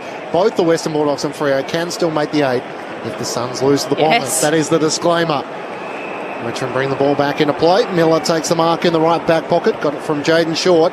Sends it up the wing. Hopper had to sit underneath it. Atkins tries to scrap at ground level, having knocked it down. Mansell stripped of it in a tackle by Tom Atkins. Through traffic. Hand pass to Ollie Dempsey. Over the top to Close inside the forward 50. Back to Dempsey. Back around the back to Close. They're foxing with them now. Hand pass over the top to Blitzavs. Jammed in the left forward pocket. A centering ball. Broad in front of Stengel. Dropped the mark. Spills out. Guthrie's got forward. He can't gather. Bailey Smith's hand pass out towards Jeremy Cameron. Taps it out towards the boundary line. Leaves it for Holmes. Back to Jezza on the left boot. Centres the ball. Looking for Dangerfield. Up and takes the mark. On Toby Nankervis as well. Nankervis took his eyes off the ball. Kept on watching Dangerfield come in. Probably a better outcome would have been attack the ball. And I'm not saying he was, frightened or anything like that, but he was more concerned about Dangerfield coming in on top of him. If he had attacked the ball first, I think he probably would have got there first. Yeah, Dangerfield had the momentum, whereas Nankervis was sort of caught stationary. Dangerfield with 2 already this afternoon, directly in front, 25 metres out. He flares this out to the left. A bad miss from the Geelong captain, given the fact that he was directly in front. He's shaking his head with his hands on his hips and he hasn't moved. Geelong by 65. Just didn't kick through it. He leant back. He got a bit too close to the mark and he leant back a little bit. Just didn't kick straight through it. Laid right back, didn't he? So here's Banks now with the kick in for Richmond. That kick, if I just say about that kick, they've kicked 13, 14 points. I reckon 13 have gone there. And this is probably the second time that they've been able to actually get out of it. So it is Richmond trying to get it right down the length of the MCG. They move it to right half forward where De Koning lays the tackle on Lynch. He gets back up. He tries to dodge around Henry. Just a little chip kick towards Bolter. That might have been out of bounds on the full. It was. It's this tiny dinky little kick that hand pass went out of bounds. It was the length of a hand pass. You're right, Nick. It was 3 metres. Well, it mightn't have even been 3 metres. And now they just turn the ball over that easily to Stewart, who takes the free kick and chips into the defensive goal square where Guthrie marks. It's a kick out towards Dempsey. Hand passes back to Stewart, left back pocket. Puts it down the southern wing towards Henry. Yeah, look at that mark, Jack Henry. Mark's, he put the knee in the side of Trezise as well as he took that mark. And Henry puts the kick all the way down the Shane Warne wing towards a pack, and it's a free kick going the way of Dangerfield. So the ball will be brought back for him being held by Miller in the marking contest, and Dangerfield will have it now. Still a couple of kicks from goal for the Cats. He puts it into the hotspot inside forward 50. McIntosh shoves off Humphreys. And in his final game for the Tigers, takes the intercept mark, then tried to kick it towards Short. He's worked off the footy. It was close, and Holmes working in tandem. Holmes kicks it inside forward 50 to Stengel. Can't mark or dink it on his kick and try and bobble it through again, and this time it's through the near side. So another behind for Stengel, and it's Geelong's lead out to 66 points. They've booted the last 8 goals of the match, Geelong. Tigers haven't kicked a goal since the 18-minute mark of the first quarter. They've got it to half-back here, where Mansell in the middle of the ground for Dion Prestia. Spots Campbell on his own at centre-half forward. Tom Stewart had peeled off, and with a couple of metres either side of him, he takes the mark pretty much directly in front, just inside 50.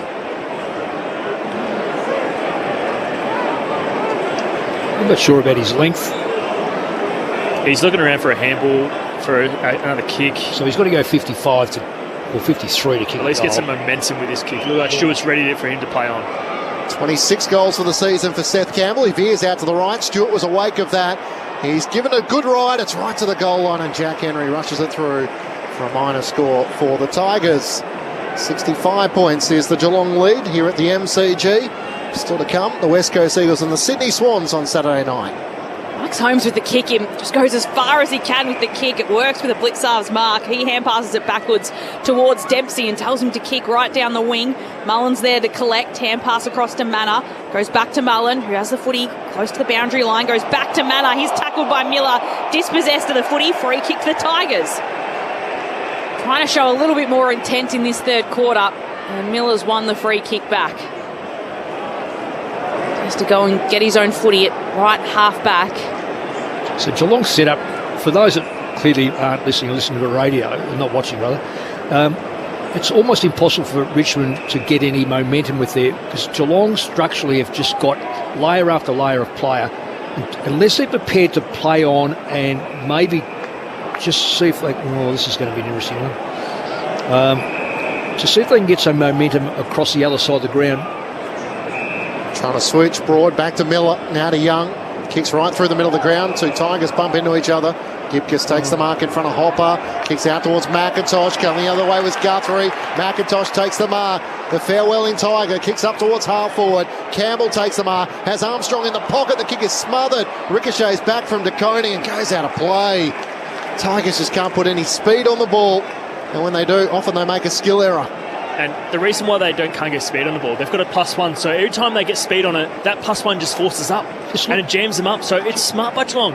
If you take away all your game, there he is there. Have a look at where he is now. It's frustrating for him. Oh, it's just, I can't believe that you can sit there at half time and not consider it.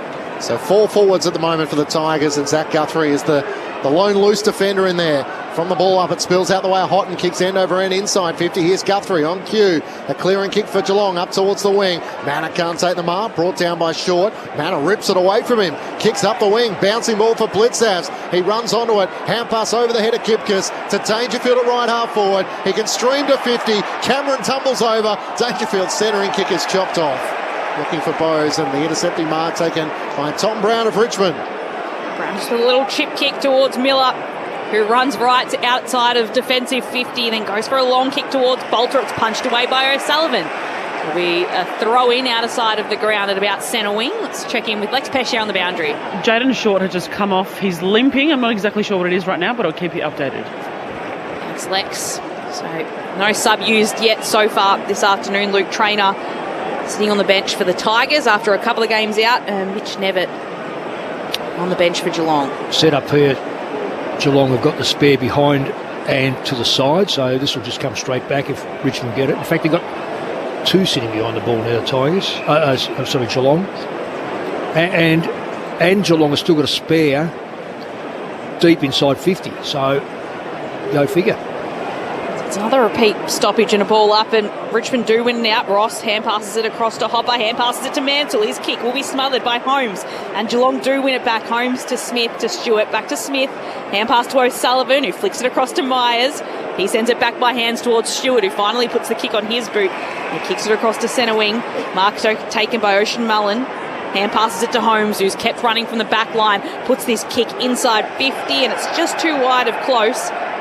But it'll be a throw-in inside 50 for Geelong. So they move it down quickly into their attacking arc as they lead by 65 points. Richmond haven't scored a goal since the 18-minute mark of the first term. It's now 9 minutes played in the third. Chad, how hard is it to keep running around trying to get the ball back off Geelong in your front half when you've got one less player? Yes, it's a tough time to be in forward at the moment. Bolter wins down the tap. Dempsey's hand pass to Manor. He's tackled and brought down with Bolter on one side. Support in the end by Jack Ross on the other. So just inside 50 for the Cats. Thrown up, Bolter and Dangerfield doing the ruck work. Bolter comfortably wins it down to Tom Brown, kicks it straight towards the boundary line. Out of bounds on the full. Free kick going the way of the Cats on the Shane Warne stand side of the ground. The security guard got it up off of his seat. I thought he was going to at least try and mark it. Give us something. He said, no, that's not my job. Sort of feels like that's been the state of play in the third quarter. Richmond's waiting for something to spark some life into this game. Geelong having led by 63 points at halftime, lead by 65 in the third term. Up towards Blitzavs, can't take the mark. Hand pass over his shoulder looking for Dempsey. Dempsey tried to return it to him. Hopper takes it back for the Tigers. Hand pass to Brown. Kicks up the Warne wing, a turnover. Straight to De Koning. He marks for the Cats. He goes inboard and Atkins will mark. Game 150. Centre square of the MCG. Just chips it across to Holmes, who can load up on his kick. Pop it inside the forward pocket. He was looking for Bowes, who couldn't take the mark. It was Miller that came in and punched it out. Gets a few high fives from his teammates as well, Ben Miller, for his work in the back line there for the Tigers, but it will be a boundary throw-in 52 metres out from the Cats' goal. 11-15, playing 2-4, 11 minutes in this third term. Front position is Bolter, who tries to control the footy. He can take it to the turf, but Manor comes in to hold on to it. Ross tries to hold him up, and it'll be a ball up at half forward for the Cats. You know, which way you look at this, Geelong has got two behind the ball spare. So Dangerfield just bashes it away into the forward pocket to gain some meterage for his side. It's Young that can pick it up, hand pass it to McIntosh. He chips it down towards Sonsie. And Sonsie can mark just backwards of centre wing for the Tigers. Looks inboard. McIntosh is streaming through the middle of the crowd. He takes the mark in front of Connor O'Sullivan. Swings onto his right. He has Mansell free. He marks just ahead of centre half forward. Can work it over the top to Campbell. In fact, it's Houghton who takes the mark directly in front. He can play on. Gives the hand pass away. Streaming through his Banks. He's bumped just as he got his kick away. And he misses to the right-hand side. The Tigers still searching for their first goal since the 18-minute mark of the opening quarter. Sam Banks throws his hands to his head.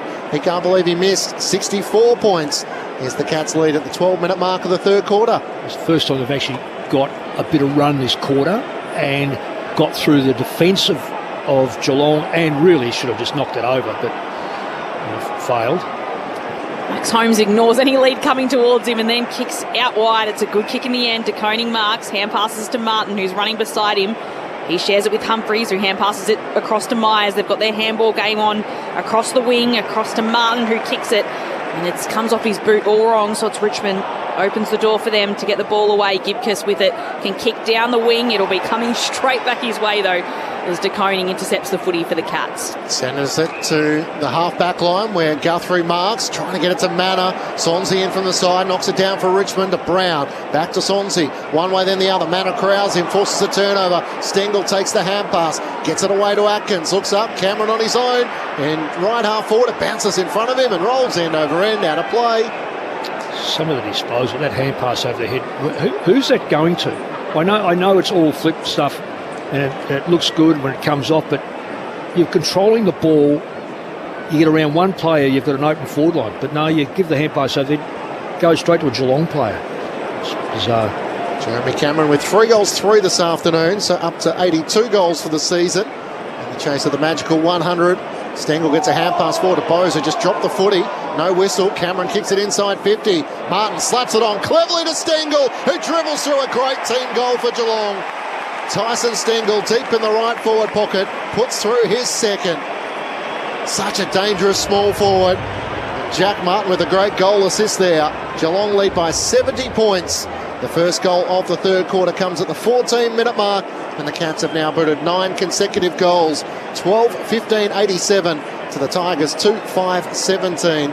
14 minutes gone, third quarter, Saturday footy on ABC Sport. With Mick Moldhouse and Chad Wingard, but firstly, Lex Pesce on the boundary. The Tigers have made their sub, so Luke Traynor comes into the action, just trying to see who it's for. So if you go back to that stoppage there, I want to watch Stengel. So he comes around the back of the stoppage and not one Richmond player picks him up. He was actually by himself in the forward 50 for about 5 to 6 seconds. For someone of his calibre, to not have body on him, especially inside a forward 50 stoppage, that's one on Monday that's going to be reviewed heavily against, like if this was an important game, that you just can't allow that. It's forward 50 stoppages and Stengel just walk around the forward 50 with no one on him. Back in the middle, it's Smith who picks it up off the turf. Quick clearance towards Close. Brings the footy to ground at half forward for the Cats. It's a battle on the turf for it. Bowes is in there against McIntosh and Short, and in the end it'll be a ball up at the top of the 50. So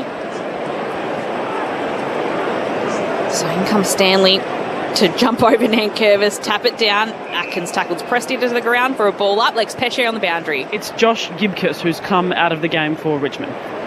So Josh Gibcus, first AFL game in 527 days, gets a run out there after coming back from ACL injuries, but will just be subbed off after playing just over a half for the Tigers as Rioli goes for a tackle on Myers high. He came running at him too from the side with pace right over Myers. Well, at least he's prepared to tackle. At least he's prepared to get his hands dirty. He's had a crack. Absolutely, he's had a crack. So Myers takes the free kick for Geelong into the pocket. Dempsey up early, can't take the mark. Clears to the back. Bowes races after it. Tries to tap it alive, and it goes out off the boot of Young and out on the full. So Geelong creating something there as it just was about to go out of play, and a free kick the Cats' way in the right forward pocket. Jack Bowes is going to take it. It's a goal in the first quarter. It's only about 10 metres out, but on a tight angle. Will he go the left-footed snap? Will he go the banana? Will he go the drop punt? He's setting up for the snap across his body on the left. Jack Bowes, 2 steps, opens up the angle, curls it around the corner across the face, and just squeezes it in for a minor score. Geelong by 71 points. So, Mick, the last game of the home and away season, is there any review on the Monday, or do you not bother exit meetings Tuesday, Wednesday? What could you possibly show here? It's a horror movie for a start off. I think they've started their Mad Wednesday or Mad whatever you want to make it. They've started a little early. They've started before the game. And they've all dressed up as Richmond players. You've got to tell me these are supporters, surely. Yeah, it's not positive, is it, what we're seeing out there? It's terrible. It is really terrible. You want to end the season, I guess, based on what you want to see next year and what, as you mentioned, what fans can look forward to seeing next year. Smith hand passes it across to Cameron, hand pass to Atkins, just chips it over the top of Short, and Manor will mark. Right at the top of the 50 for the Cats. Spinning the ball in his hands, also looking off. And he chooses to chip it forward towards Myers, but he wasn't aligned properly, so the umpire will pull him back. And had he marked it anyway with so many Richmond players down there, that should be asked. So Manor now will kick it to the hot spot that's forming in the left forward pocket. Close was at the front. He rose as high as he could, but couldn't take the mark. Dempsey was there as well. Trezise comes barging in for the Tigers. Hand pass across to Taranto. Hand pass back to Trezise, who's just running around in a flurry. Hand pass to Short. They've got it out of defensive 50. Flicks it to McIntosh. Hand pass to Trezise. Spills out of his hands. Bounces back to him. Hand pass to Short, who finally puts it on his boot. Tries to curl it around the boundary towards Houghton. And it's touched over the line for a throw-in. So again, a lot of hand passes for Richmond to get it all the way up to centre wing, where a boundary throw-in will take place in front of the officials' bench, with the Cats ahead by 71 points. Well, they couldn't go forward because Geelong had 3 players sitting right in front of us, so they managed to get out of that quite remarkable. Toss back in. Now Curvis down to the front, but Dangerfield onto it. Hand pass chopped off by McIntosh. Tackled and brought down by Atkins. The ball had spilled clear. And the non-officiating umpire says high contact and a Geelong free kick. Atkins takes it for the Cats. Hand pass to Dangerfield. Looks up inside the forward 50. Hugs the boundary line with a kick looking for Stengel. And Miller makes the spoil out of play. 0437 774 774 is the SMS number. Gaza says, I'm with Mick and Chad about Richmond. I'm only listening while driving my road train. Glad I'm not watching. Brenton from Newcastle says, listening in the garage, building my camper van. And John and Gabby, man, Cat supporters loving the call on a beautiful afternoon in Venus Bay, South Australia. Sitting on the front deck, enjoying a nice red. Chance for the Cats. You're kidding. Hughes kicks inside 50. Dangerfield one direction. Coming the other. It's good intent by Jaden Short, and he lays the tackle. Same thing, Mick. 2 players in for Geelong have sped through the stoppage with no one touching them, and they just sit forward. Yeah. It's smart. Dangerfield was there for 10 seconds, not 5. 10 seconds by himself. That is shocking. Still on his own. So Stanley taps it out towards Martin in the end, who works his way out to a little bit of space, has to hand pass it away. Umpire blows his whistle. It's a free kick going the way of the Tigers. So Hanks with a bit of a tackle on Martin, and he wins the free kick for Richmond. We now have the tough going to try and get it down to their forward 50. He kicks it down to a pack, and Houghton just flies in from the side to take a mark. This kid's, he's going to be a very good player. Yep. I just hope he doesn't end up with bad habits because of what's happened with his senior players here. Reads the play well, and he kicks down the wing. Lynch was at the back, just pushes the ball away. It'll be picked up by Armstrong, who has to quickly hand pass it away to Ross. Hand pass to Taranto. Hand passes towards Lynch, who needs to fend off Stewart. Pushes him down, and then Lynch will put the kick inside 50. It'll be a mark in there for Richmond. And Seth Campbell has taken it. Well, this is his 3rd shot. One was just outside 50, and he still looks like he wants to give it off. The other one, he got smothered. Stewart was on his mark last time, and Stewart was over 50, should have been 50 metres. They fall off the mark before the umpire says play on. But he really should get this. Kicked 3 goals last week down in Hobart. He'll come in now and kick from 49 metres out. It's a good-looking kick.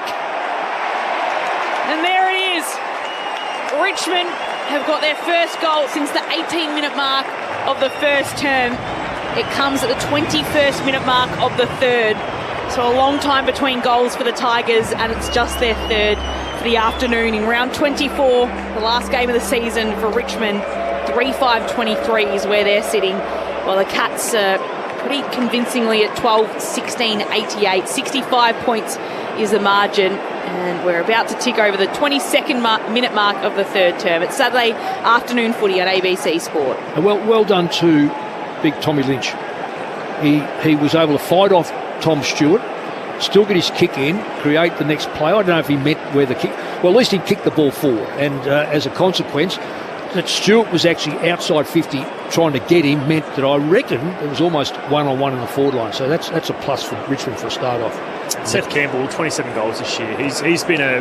good player. Yeah, he's been a shining light for them in a subpar year for me. Kicked goals in 14 of his 22 matches he's played this season.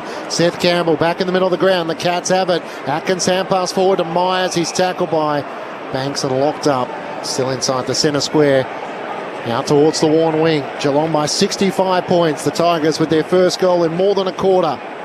Stanley and Nankervis shape up once more. Spills out to Taranto. Spins out of traffic. Hand pass to Banks. Kicks out the worn wing. Looking for Prestia. Can't reel in the one-handed mark. He does regain it though. Hand pass to Tyler Sonsi. Kicks down low to half forward. Bolter beats de Koning to it. Gathers. Kicks into the pocket. Armstrong back with a flight. Spoiled out of play by Jack Henry. And a boundary throw in the right forward pocket for the Tigers. That went 3-on-3 there, and Geelong couldn't get the ball. So you have a stoppage now. They didn't mark it. They didn't mark it. They didn't run it out. And the ability to get the ball in there and force. If they're better than you, good on them. But if you do it because of numbers, bad play. Geelong by 65 points. Bolter trying to protect the front. De Koning came all over the back. Hughes clears it up towards half. Back for the Cats. Dangerfield slaps it down to Myers. Hand pass to Manor. Inboard to the runner, Bailey Smith. Can't take it. Hopper was desperate. He was careful not to leg Bailey Smith, but then eventually Geelong win it. Smith's hand pass chopped off by Tom Brown, and the umpire will ball it up. Centre wing under the worn wing. Goal apiece in this third term so far after Geelong kicked 5 goals to zip in the second term. Lead by 65 points, but Richmond has kicked the most recent goal of the game as Myers from the stoppage hand passes it out to Manor. Hand pass just goes through the fingertips of Stengel, which means Miller swipes in for the Tigers to take the footy. Hand passes it across to Prestia, who puts it down the shame-worn wing, and Houghton will mark. Well, he's a smart player, Houghton. He needed to go deep, though, because I think Bolter was already in a good position. Now he is. Houghton lifts the footy towards that contest where Bolter was, but it's Armstrong at the bottom who takes the mark. Well, at least Bolter was still able to make a contest of the day because De Koning then had to go with him. Should have been a free kick, though, I reckon. He didn't even touch the ball. He's lifted it. Yeah. Use his hands to get up as well. Umpires have gone rogue. I don't know. I think he might be just 1 or 2 metres short of this. Yeah, so it'll be a big kick. You'd have to kick it from about 52-ish, Harry Armstrong. There's no one making a lead. I'm just being too critical. So in comes Harry Armstrong on the left boot. He's got plenty of distance on the kick, but he doesn't have the accuracy, and it's just a behind for Richmond. That's 64 points now. Geelong's advantage is cut back to 25 minutes played in the third. The Tigers with a chance to try and reload here. Luke Traynor, the sub, gathers. Josh Gibcus subbed out of the match, chips it back, and Banks takes the mark. I don't think he was through it when Adamuse said, your afternoon is done, but you could understand wanting to make sure he's right to hit the ground running in 2026. Inside 50, Armstrong had to sit underneath it, and Jack Henry rises and takes the mark. He's vital. When he was out of the side, they struggled a little bit. Jack Henry is absolutely so vital. So he's averaging 6.8 marks in 2025, Jack Henry, to which 2.9 of them are intercept marks for the Cats, and just under 7 intercept possessions a game for Jack Henry. As Camden McIntosh intercepts on the wing, the Tigers Army give him a rousing applause. His kick is over the head of Armstrong and Tom Stewart, who tried to fly. Henry hasn't dealt with this yet. Hand pass back to Guthrie, and now Myers with a chance to clear. Kicks to Tom Atkins at centre half back. Atkins gives it off to Myers quickly. His hand pass in front of Smith, has to track back to pick it up.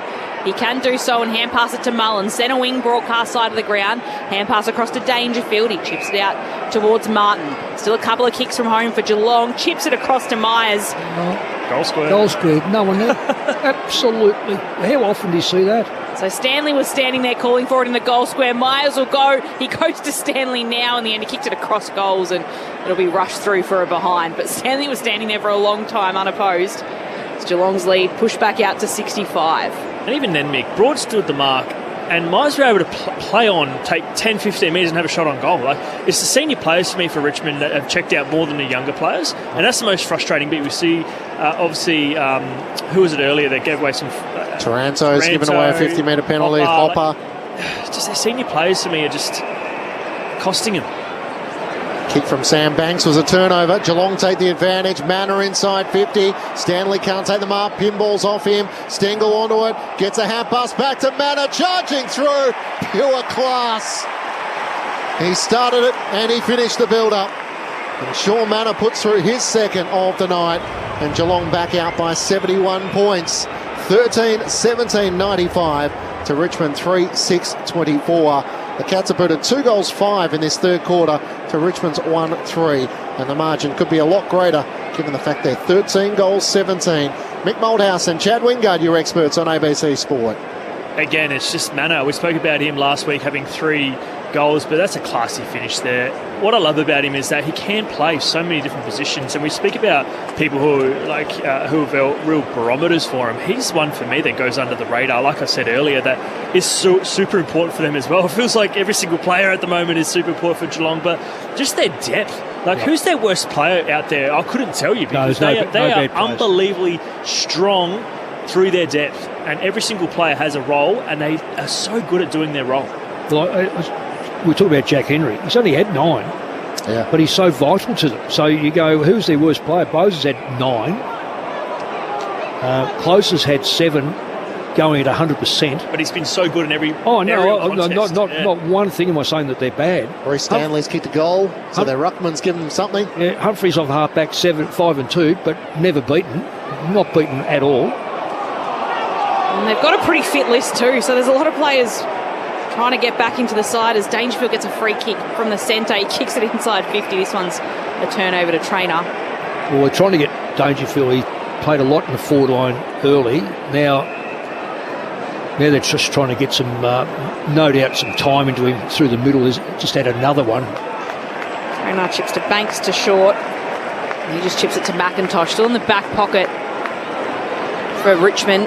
Out of Pinjarra in Western Australia, McIntosh. Dual premiership player, but this will be his last game for Richmond as he kicks it to Seth Campbell, who marks, chips it towards Houghton. He'll hold on to that one. He was also pushed in the back at the end by Buse, and Campbell came and got it, but no advantage. Houghton will take his kick. He'll just go straight down the middle. Henry's at the front, can get a tap out in front of Lynch, who was sandwiched. Falls down to Prestia. He'll have a snap at goal. And Prestia delivers for the Tigers on the stroke of three-quarter time. It's Richmond's 4th goal of the game. It's their 2nd goal of this term. And it's cutting back the lead to 65 points, Geelong's advantage. It did get out to as high as 71 in that 3rd term, which is a game high. Just back to 65 points as we turn for home. It's Geelong 13-17-95, Richmond 4-6-30. The goal kickers so far today for Geelong, it's Jeremy Cameron, who's got 3. 2 to Sean Manor, 2 to Tyson Stengel, and 2 to Paddy Dangerfield. The singles are coming to Stanley, Bose, Martin, and Ollie Dempsey. And then for Richmond, there was the goal to Prestia, 1 to Mansell, Lynch, and Campbell. But it is at three-quarter time, Geelong by 65 points, Clinchy.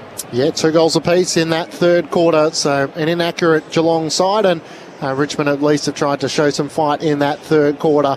Jeremy Cameron in the race for 100 goals is up to 82 goals. He's kicked 3 goals, 3 so far this afternoon. Great to have your company. Keep your thoughts coming on the SMS 0437 774 774. This is Saturday Footy on ABC Sport. Get your footy fix live and ad-free with the ABC Listen app. Whatever footy you're after, we've got you covered. Called by ABC Sport's expert commentary team. ABC Sports coverage of the footy on the ABC Listen app. This is the 2025 AFL Premiership season on ABC Sport. Stengel gets a hand pass forward to Bose, who just dropped the footy. No whistle. Cameron kicks it inside 50. Martin slaps it on cleverly to Stengel, who dribbles through a great team goal for Geelong. Tyson Stengel deep in the right forward pocket, puts through his 2nd. Kick from Sam Banks was a turnover. Geelong take the advantage. Manor inside 50. Stanley can't take the mark. Pinballs off him. Stengel onto it. Gets a hand pass back to Manor. Charging through. Pure class. He started it and he finished the build-up. Chotton will take his kick. He'll just go straight down the middle. Henry's at the front, can get a tap out in front of Lynch, who was sandwiched. Falls down to Prestia. He'll have a snap at goal. And Prestia delivers for the Tigers on the stroke of three-quarter time. This is ABC Sports coverage of the AFL. On your radio. ABC Sport Digital. And on the ABC Listen app.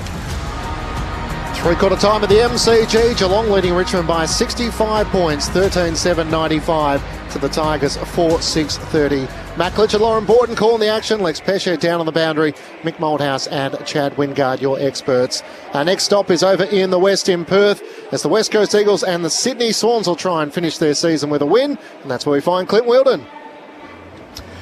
Clinchy, once more under the breach, dear friends, once more. For the West Coast Eagles, their nightmarish 2025 comes to an end against the Sydney Swans, and Dean Cox, fascinatingly, finally gets to coach against the side that he won a premiership with way back in 2006. West Coast are staring down the barrel of claiming an unwanted slice of AFL history. Lose today, they'll be the first club to lose 22 matches in a home and away campaign. the Eagles have just stayed at the bottom of the ladder since round 3 onwards. They've been nothing sort of dire.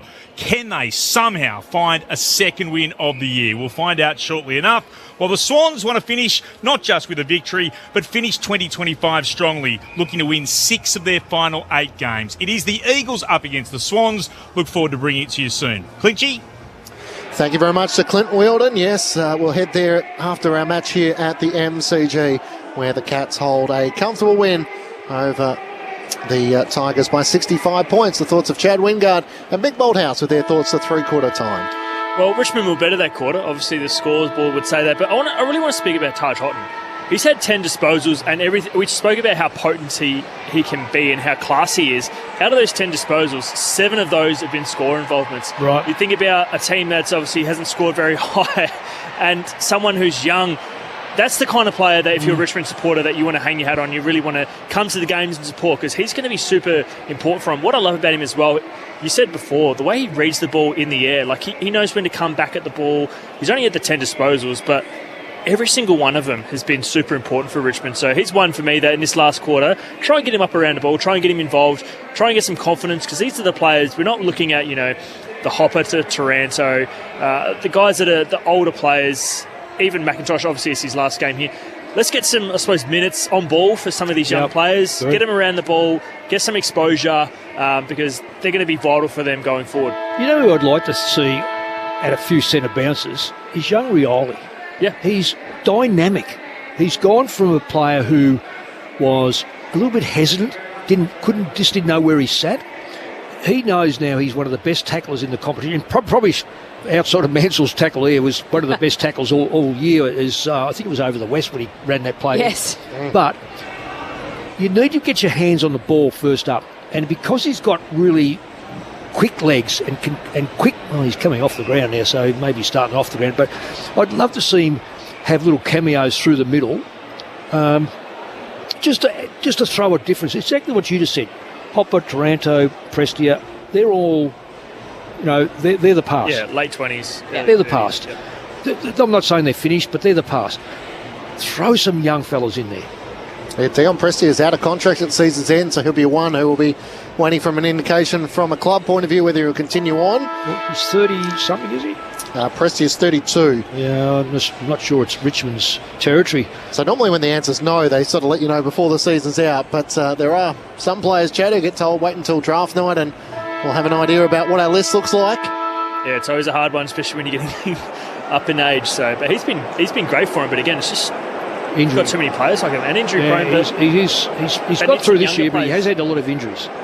So Trainer came in the third quarter for the Tigers. Mitch Nevitt still yet to be used as the final quarter gets underway. Toby Nankervis takes out of the ruck, kicks Richmond up towards half forward. Underneath it, Campbell, but Guthrie used his body superbly. Not his best kick though, looking for Stewart. Missed the intended target.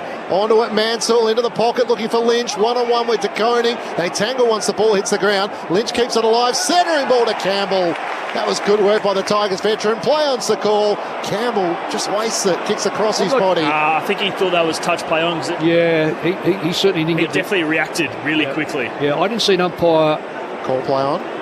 Well, not play on, but because he questioned himself. He's like, what? Yeah. Misses the chance to the left. A 64-point lead Geelong's way. Stewart kicks it out to Henry, who moves it into the right back pocket to Smith, who just goes running outside of defensive 50 with his mullet flaring behind him. Kicks it down to Dempsey, who gathers it. Hand passes it across to Blitzarves. Long hand pass across to Stengel, who has the footy. Hand passes it as he's being tackled. Just can't quite get it to Smith. Ross comes in for the Tigers. Hand passes it to Short. Hand passes it to Sonzi. He just chips the kick towards Campbell. Centre half forward and moves it inside 50 towards Mansell, who spins around, shrugs off his opponent, kicks towards goal, and he just misses offline to the left-hand side. Yeah, he's just always a half body across. It's a difficult kick when you're trying to squeeze it through on that angle. Yeah, you generally overcompensate. Stewart brings the Cats back into play to Max Holmes, up the worn wing to Manor, who spots Stengel and Dangerfield, both on their own at half forward. Dangerfield takes the mark, into the pocket, Cameron the target, Reels hit the mark against Miller, tight in the right forward pocket. And Bowes running into the pocket as well, he got out of the way, and Jeremy Cameron, who's put it 3 goals 3 this afternoon.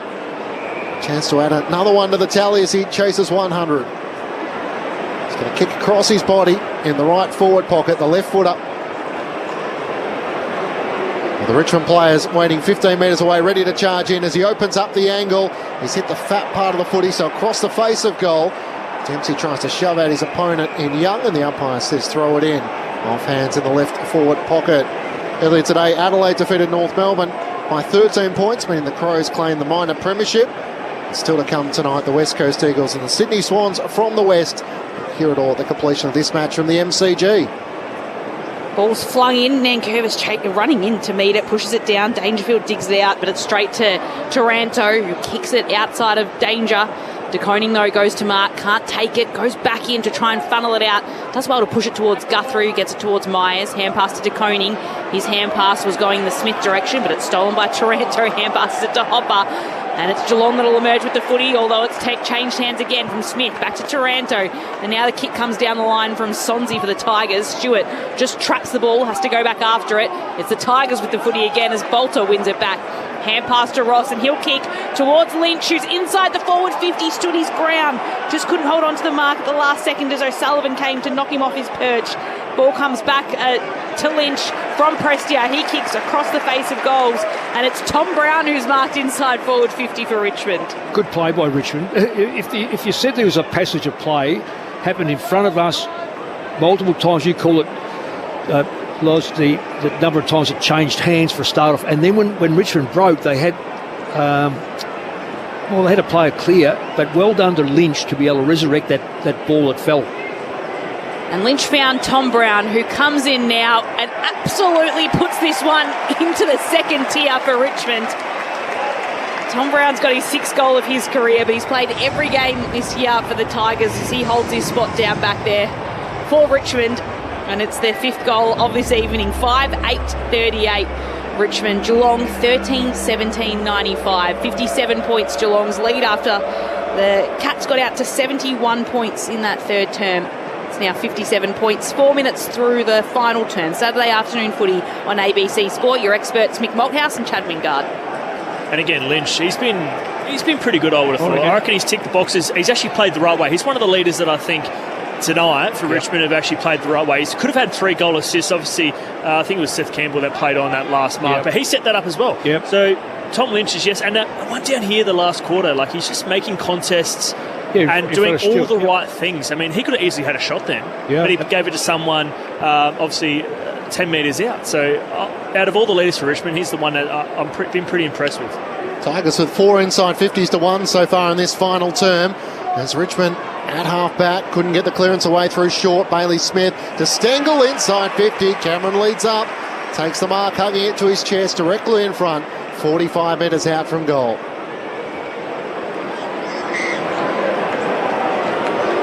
Jeremy Cameron, 3 goals, 3 this afternoon, one that failed to score most recently from right on 50.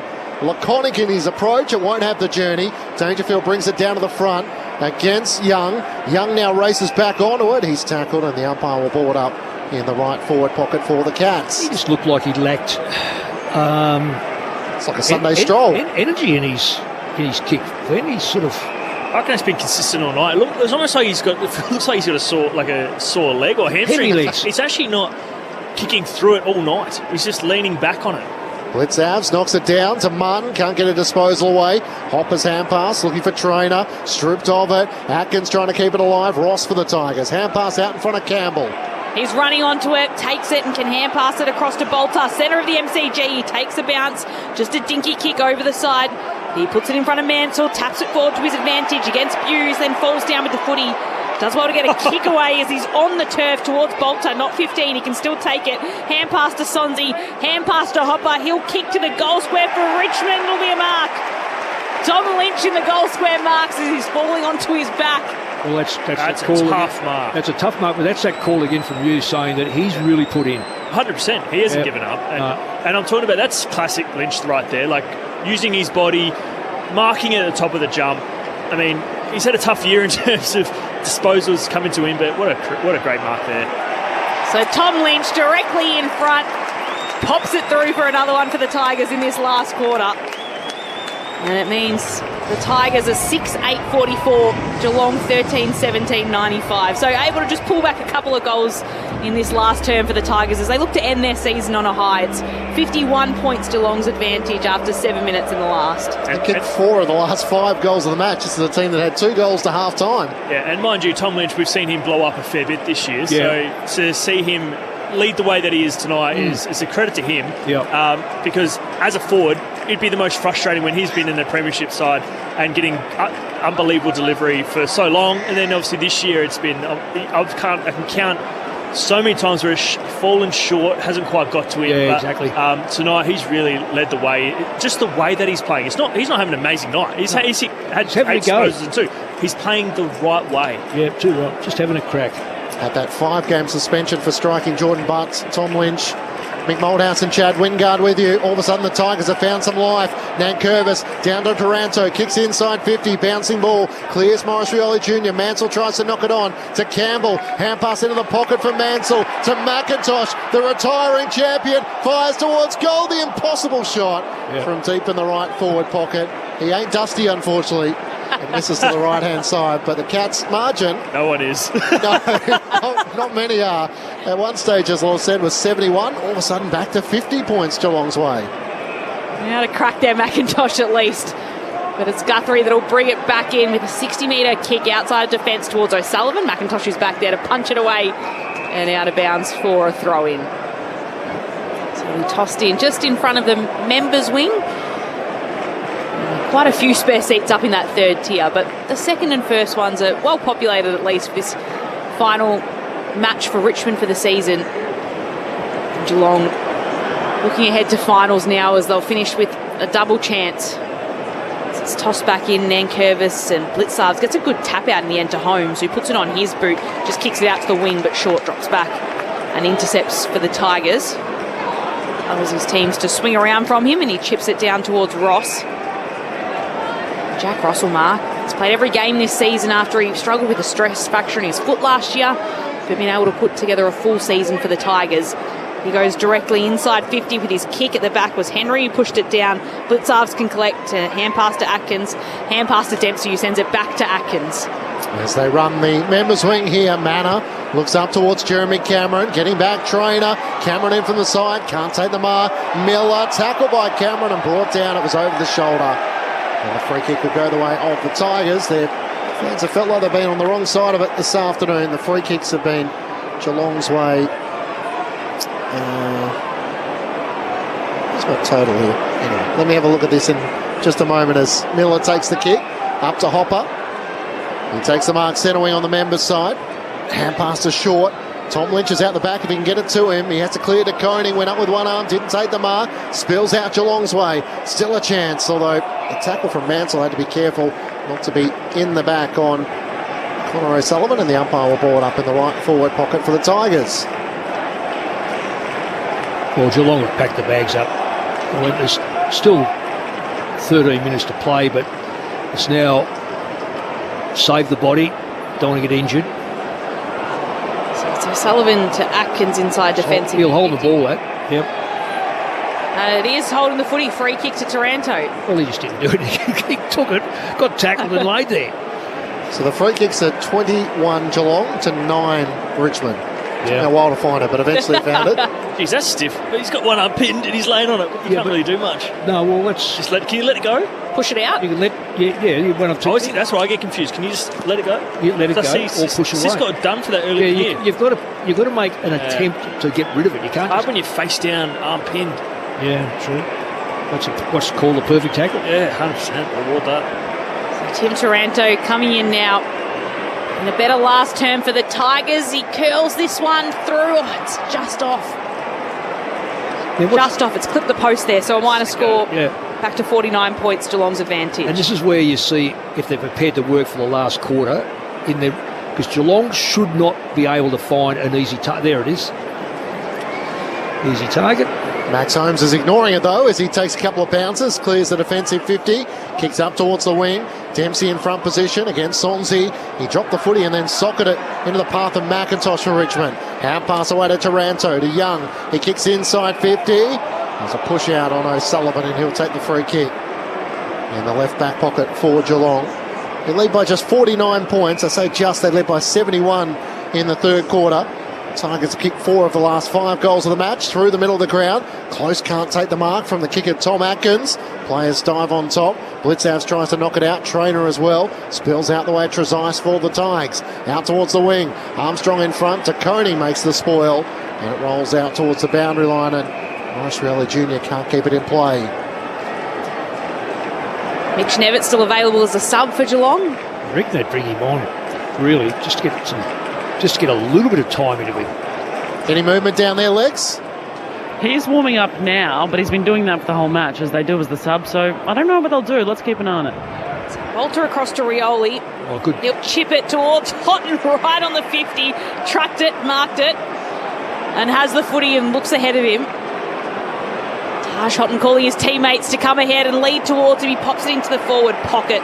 This was nowhere near Armstrong in the end. It's out of bounds on the full. Too rushed. Had the right idea, trying to find someone. He knew he was too far out.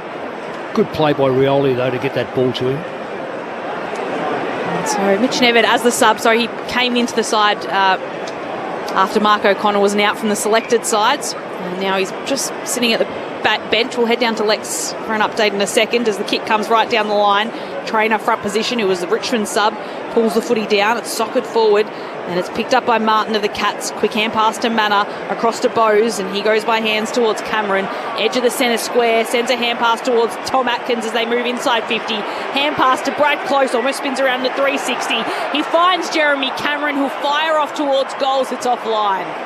Offline for a behind. And it's Geelong's margin back out to that half century of 50 points. Lex Pesce on the boundary. As we said it, Geelong have made their sub, so Mitch Nevitt comes into the action. It's Mark Blitzhouse who comes out.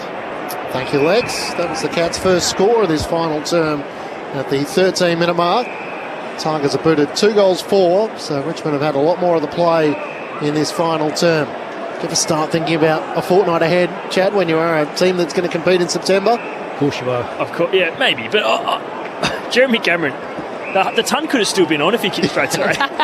he's had 3 goals 3, but I reckon 3 of them haven't registered. Yeah. So he could have kicked probably 7 or 8 goals if he actually kicked straight today. Crowd posted at 46,109 fans in at the MCG for the last Saturday afternoon of the home and away season. The kick up towards the wing. Jack Henry sets himself from the kick of Jaden Short. Spills out. Tom Lynch gets the ball on the wing. Can work it up towards Armstrong. He marks it right half forward. Harry Armstrong into the pocket. Sets himself a fair challenge looking for Taranto.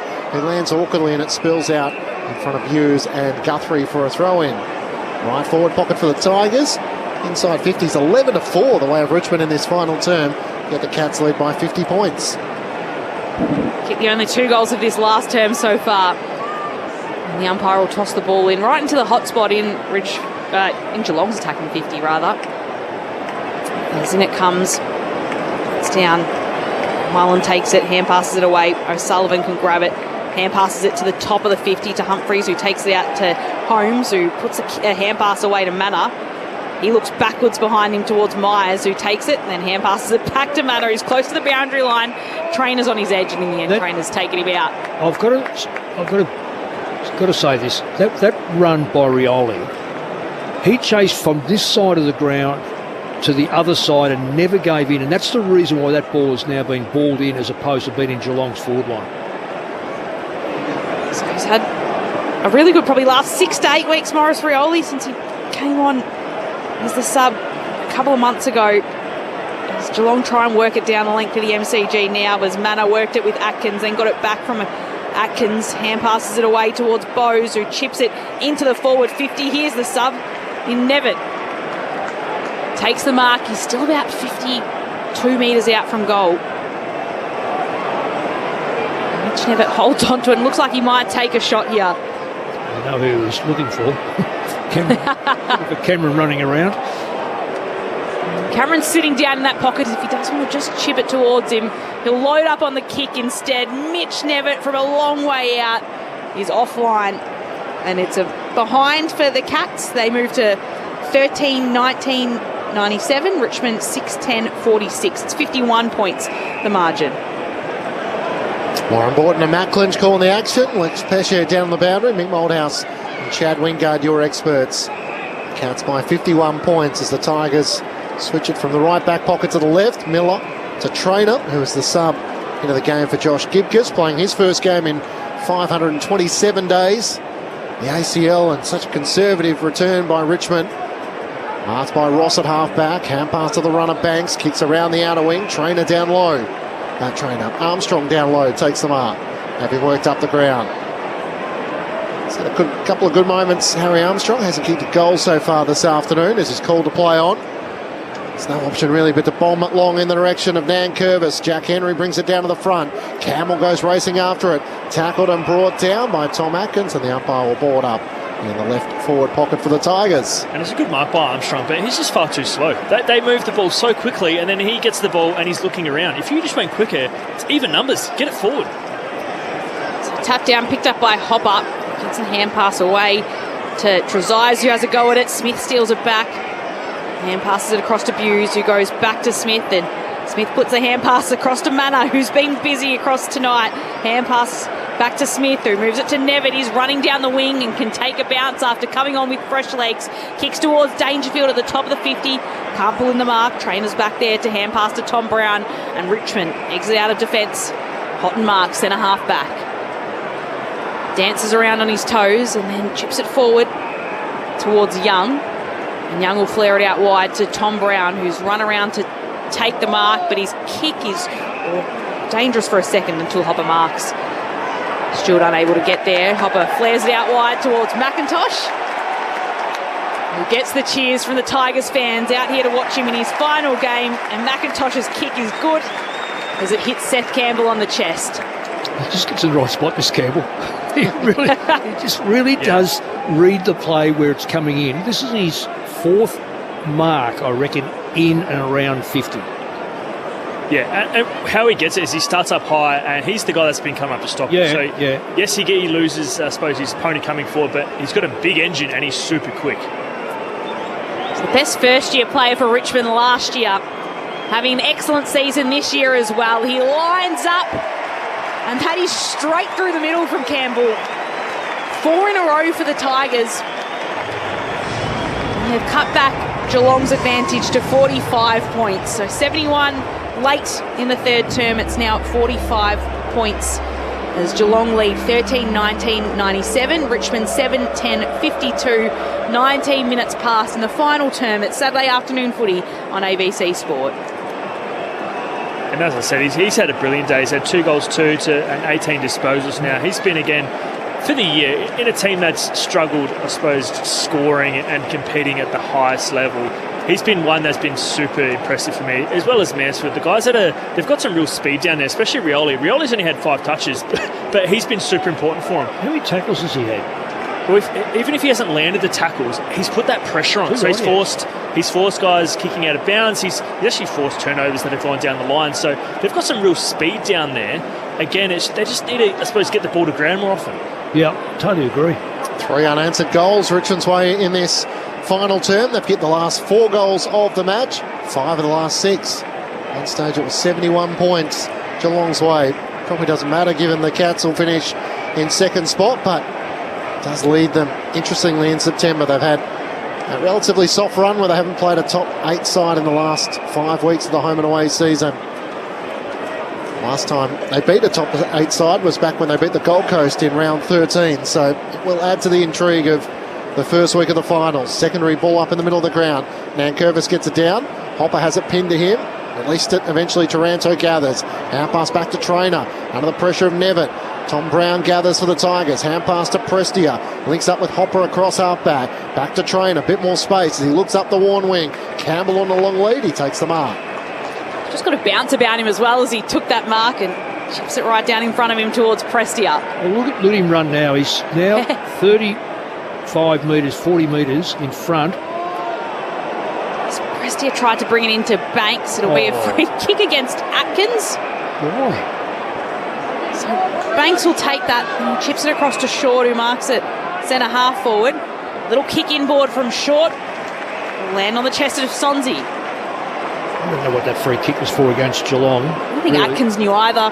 Well, he's just sport the ball. This is what, we have a competitive 36 players on the ground that's going to try to keep the ball from being marked, as long as it's legal. Sonsie now takes his shot, trying to make the most of that free kick as Richmond worked it into their forward 50. And then comes Tyler Sonsie. His kick will go across to a pack forming right on the line. Stewart couldn't take the mark. Mullen picks it up, hand passes it back to Humphreys, who can hand pass it towards De Koning. Long kick outside a defensive 50 for Geelong. Might have been out of bounds on the full. It was. It'll be a free kick going to the Tigers. And Tom Brown will take it about 65 metres out from Richmond's goal. 45 points the difference Geelong's way. He veers out to the right, kicks into the pocket. Bolter was the target. He got nudged underneath it, and Jack Henry takes the mark. Tom Stewart tangled in the collateral of bodies as the Cats switch it in the back pocket. Hughes hoping to hang on to his spot. Shannon Neal will come back in, so someone will miss out to Jack Martin, who works it back to Jed Hughes. Cam Guthrie, Mitch Duncan, Jake Kolajasny, all hoping to keep their season alive. Switch across half back, chopped off by Noah Bolter. Turns inboard. Hopper takes the mark pretty much directly in front. 45 metres out. He's got options. Goes short to Prestia. Matt Morris Rioli Jr. as well. A bit closer to goal, but couldn't get it to him. I'm not sure Prestia kicks the ball further than Hopper. No. And he's kicking it from further out, so... Both are probably right on their range. Prestia 45 metres out from goal. Kicks a goal just on three-quarter time. 26 disposals, 6 contested possessions, a clearance and a goal so far. Dion Prestia from 45 metres out, trying to carry the goal line. He does so. Jack Henry can't get a hand to it. Prestia with a second goal. And the Tigers have booted 4 unanswered goals, 5 in the match, to close out this contest. Geelong's lead was 71, it's now 39. Cats 13-19-97 to the Tigers 8-10-58. 4 goals to none. Richmond's way in this final term. Chad Wingard and Mick Moldhouse with you on ABC Sport. That's well done by Bolter. That was a kick across goal by Geelong to see if they can clear their area in front of them. Sat in the air a bit longer. Bolter was able to recover it and bring the ball back. So, the positives are 4-4 to 2 goals. There's only 3 minutes left to play, but Geelong have certainly put the cue in the rack. They don't want to get injured. They're not overly stressing themselves. Cats won 5 of the last 6 matches against Richmond by an average of 41 points. It's down to 39 at the moment as from the centre Atkins has it. Hand passes defensively to Stewart. Hand passes to Dangerfield. Flicks it away as he's being tackled by Prestia. Mullen runs after it. Hand passes it across to Atkins, who puts it on his boot, and he can find Humphreys very close to the boundary line at centre wing. It's been a good play from Humphreys since he's coming to the side. He has excellent from last year from the Swan Districts, and basically he's held his spot since he debuted. Well, he used the ball so well. Yep. Chips back to Stewart. Chips it across to Guthrie, who flares it all the way across the broadcast side of the ground. Henry leaps and takes the mark against Bolter, who was running back to try and steal it from him. He chips into the centre of the ground towards Bailey Smith. Smith's right in the centre of the MCG as he takes his kick. He'll go inside 50. The hot spot forming. Stanley Flew falls at the bottom to Nevitt. Hand passes it to Cameron, weaving around to his left boot. And he's got one late, Jeremy Cameron. Jezza with his 4th for tonight. That brings his margin for the season out to 83. And Geelong peg one back late. 14-19, 103. Richmond 8-10-58. The Tigers had 5 in a row up until that point as Jeremy Cameron puts through his 4th of the game. It's 45 points the margin, Geelong's advantage. 26 minutes have passed in the final term. Saturday afternoon's footy on ABC Sport. Just a classy finish there by Cameron. You just know he's going to get onto his left in a matter of a couple of steps. And yeah, like you said, Mick, Geelong have put the cue in the rack, but from their first half, yes, they're playing Richmond and they've played, like you said, they haven't played a top 8 side for a while, but what I'm loving again is the way that they're going about it. They structurally look great. Their worst player on field tonight, you couldn't tell, and I don't see a big hole for them per se. So tick the box, and they've done again, no injuries, touch wood, and obviously kick a winning score. So hats off to them at the moment. 4 goals to 1. Richmond's way in the final term. Stanley got a free kick. Hand pass away to Bailey Smith. Kicks inside 50. And Tyler Young takes the mark. The third-year Richmond rookie, picked up in 2022. At this stage doesn't have a contract next year. I'm sure they'll sort that out. Might be one other clubs will ask about. Hopper, though, through the middle of the ground to Campbell, to Banks. Loose hand pass. Looking in the end for Taranto, who tries to get a hand pass forward. It's chopped up by Bailey Smith, but hang on, high contact. Or a push in the back. Trainer's going to get the free kick at right half forward, just as Geelong were about to move it. Now that should be 50. Bailey Smith didn't return the ball. Why wouldn't that be 50? So the umpire's worried about the mark. Did you see that? He's actually meaning the mark. They're so selective. Just missed it in the end. Yeah. Trainer into the pocket. Mansell tries to rise on the back of Tom Stewart. A push out, and it's going to be a Richmond shot on goal. It's going the way of Tom Lynch. That was too obvious. His opponent then was just facing him and face guarding him, worrying about Lynch rather than the actual ball itself.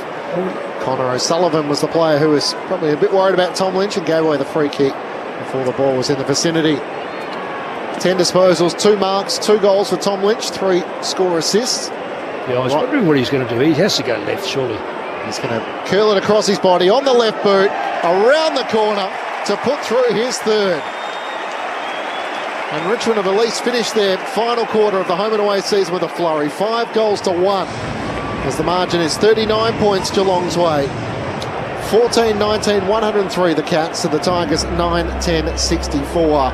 They had just 2 goals at half-time, and some of the Richmond fans would have wondered whether it was worth coming back and watching the second half. Well, at least in the final term, with a bit of the sting out of the game, the Cats have been overrun, and the Tigers fans are celebrating at the Punt Road end with their cheer squad. Geelong by 39 points. Chad Wingate and Mick Moldhouse with you.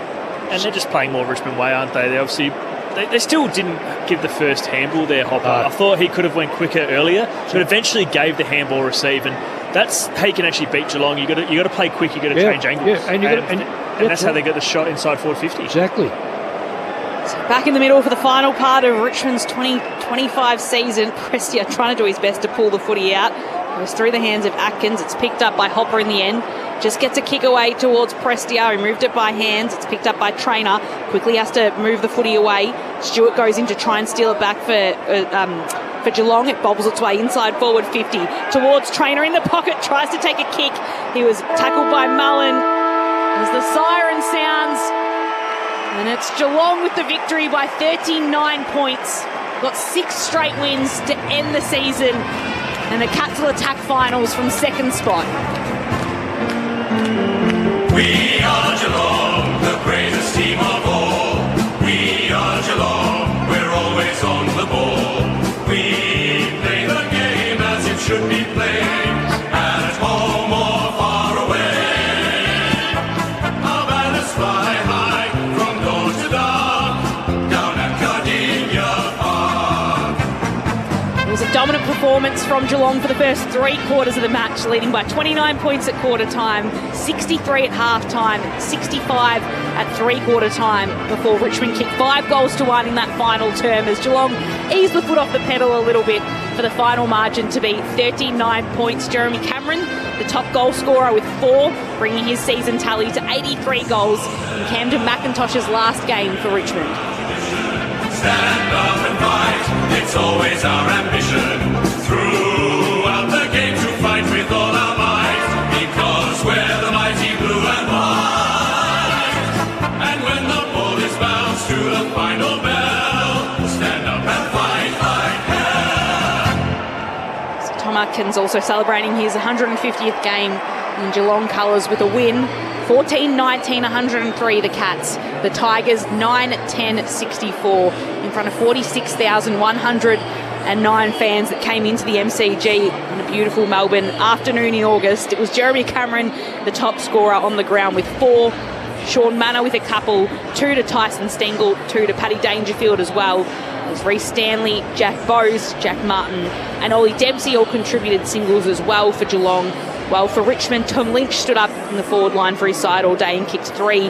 Seth Campbell was lively with a couple, and Tom Brown, Ryan Mansell each kicked a single. Dion Prestia also chimed in with 2 goals too. So Geelong with their 17th win of the season, they secure a top 2 spot, as Lauren May mentioned, and they'll most likely face the winner of Brisbane and Hawthorn in week 1 of the finals. And for Chris Scott, that's 11 top 4 finishes from his 15 seasons, as Camden McIntosh is going to head down to the Richmond fans at the Punt Road end to thank them for their support of him across the footy journey.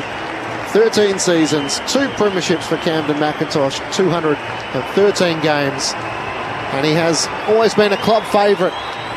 Former Richmond president Peggy O'Neill would always say that he was one of the first at the club and one of the most thoughtful players in the dressing room, and he once more goes to the Richmond Army to thank them. I think a few high fives and maybe just a word or two over the fence, as it's always interesting how long the Richmond players will wait out on the ground, and will he be cheered off in his final game? Who knows sometimes as to how these traditions work.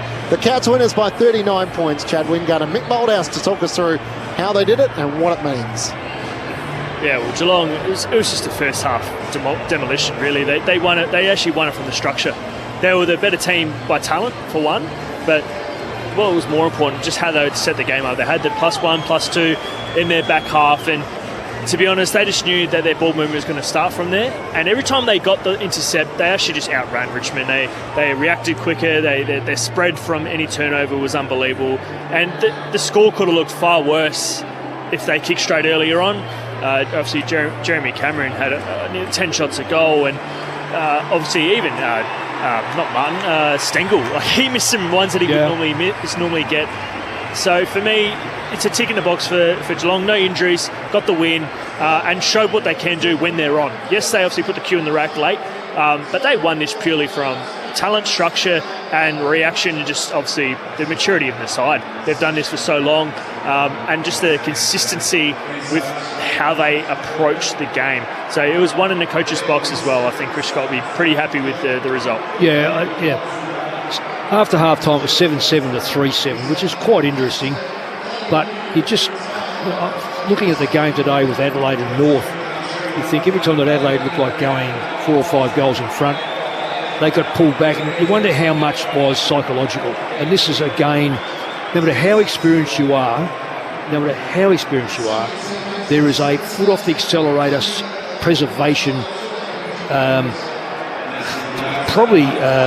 writ that says, look, we're going to finish second, we're intact, we know how to do it. Richmond on the other side of the coin, what was said at half time, and structurally, I think when you look at Richmond of premiership years, they were chaotic, bulldoze the ball. Yes, they had Martin, and yes, they had a lot of good players. This is a different type of set that they're trying to play. They're trying to play with a player behind the ball that can protect their backline. I'm not sure that it's going to stand up against the best sides, but they've introduced a few young players, which, full credit to them, they could have hung on to a lot of players. But when you look at the players that actually left the football club and play with other clubs, would they make them better in 3 or 4 years? No. So they've realised that Tassie are coming in. We're going to draft as much as we possibly can to get this side up and running, probably in 4 or 5 years down the track. Liam Baker, Shea Bolton, Jack Graham, Dan Rioli, they're the players that have left Richmond in recent seasons, and Camden McIntosh just doing a chat there with TV. There was a lady in the front row who had a sign, so we went and got a photo with her and some of the Richmond fans getting their chance to get a piece of history there. And Camden McIntosh playing in his last game for the Tigers. So Geelong finish in second spot on the AFL ladder. They have won their last 6 matches to close out the home and away season. I guess as we try and get a gauge as to who's best is the best as we head towards September.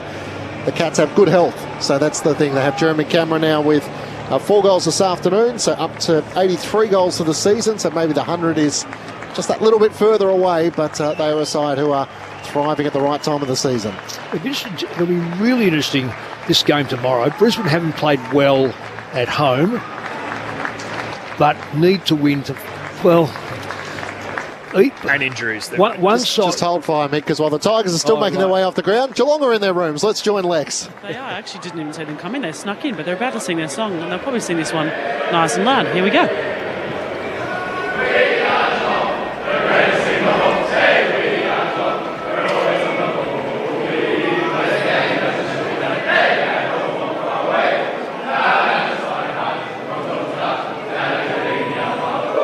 There's no enthusiasm. They've got somewhere to be. If you wondered what a team song sounds like when a team boots 1 goal in the final term and the opposition boots 5, that's what it sounds like. So you take the win by 39 points, but maybe not quite the resounding sort of finish to the match you would have liked, and the Geelong players going through the rhythm and the routine, but maybe not quite with the passion. Bigger things lie ahead. So Mick and Chad, sorry to interrupt you, but your thoughts about how the Cats are set heading towards the finals? Just watching McIntosh get cheered off, but that's fantastic. I think we overdo this sort of stuff, but not for him. Not premiership players. Not premiership players. And what he's meant to them too. Yeah. He's been outstanding. I'm just wondering, I don't know whether he get picked up. I know he wants to play, so it'll be interesting. You know, he'll, one way or the other, he's a warrior, so whatever happens, he'll go and play somewhere if he doesn't get picked up by someone.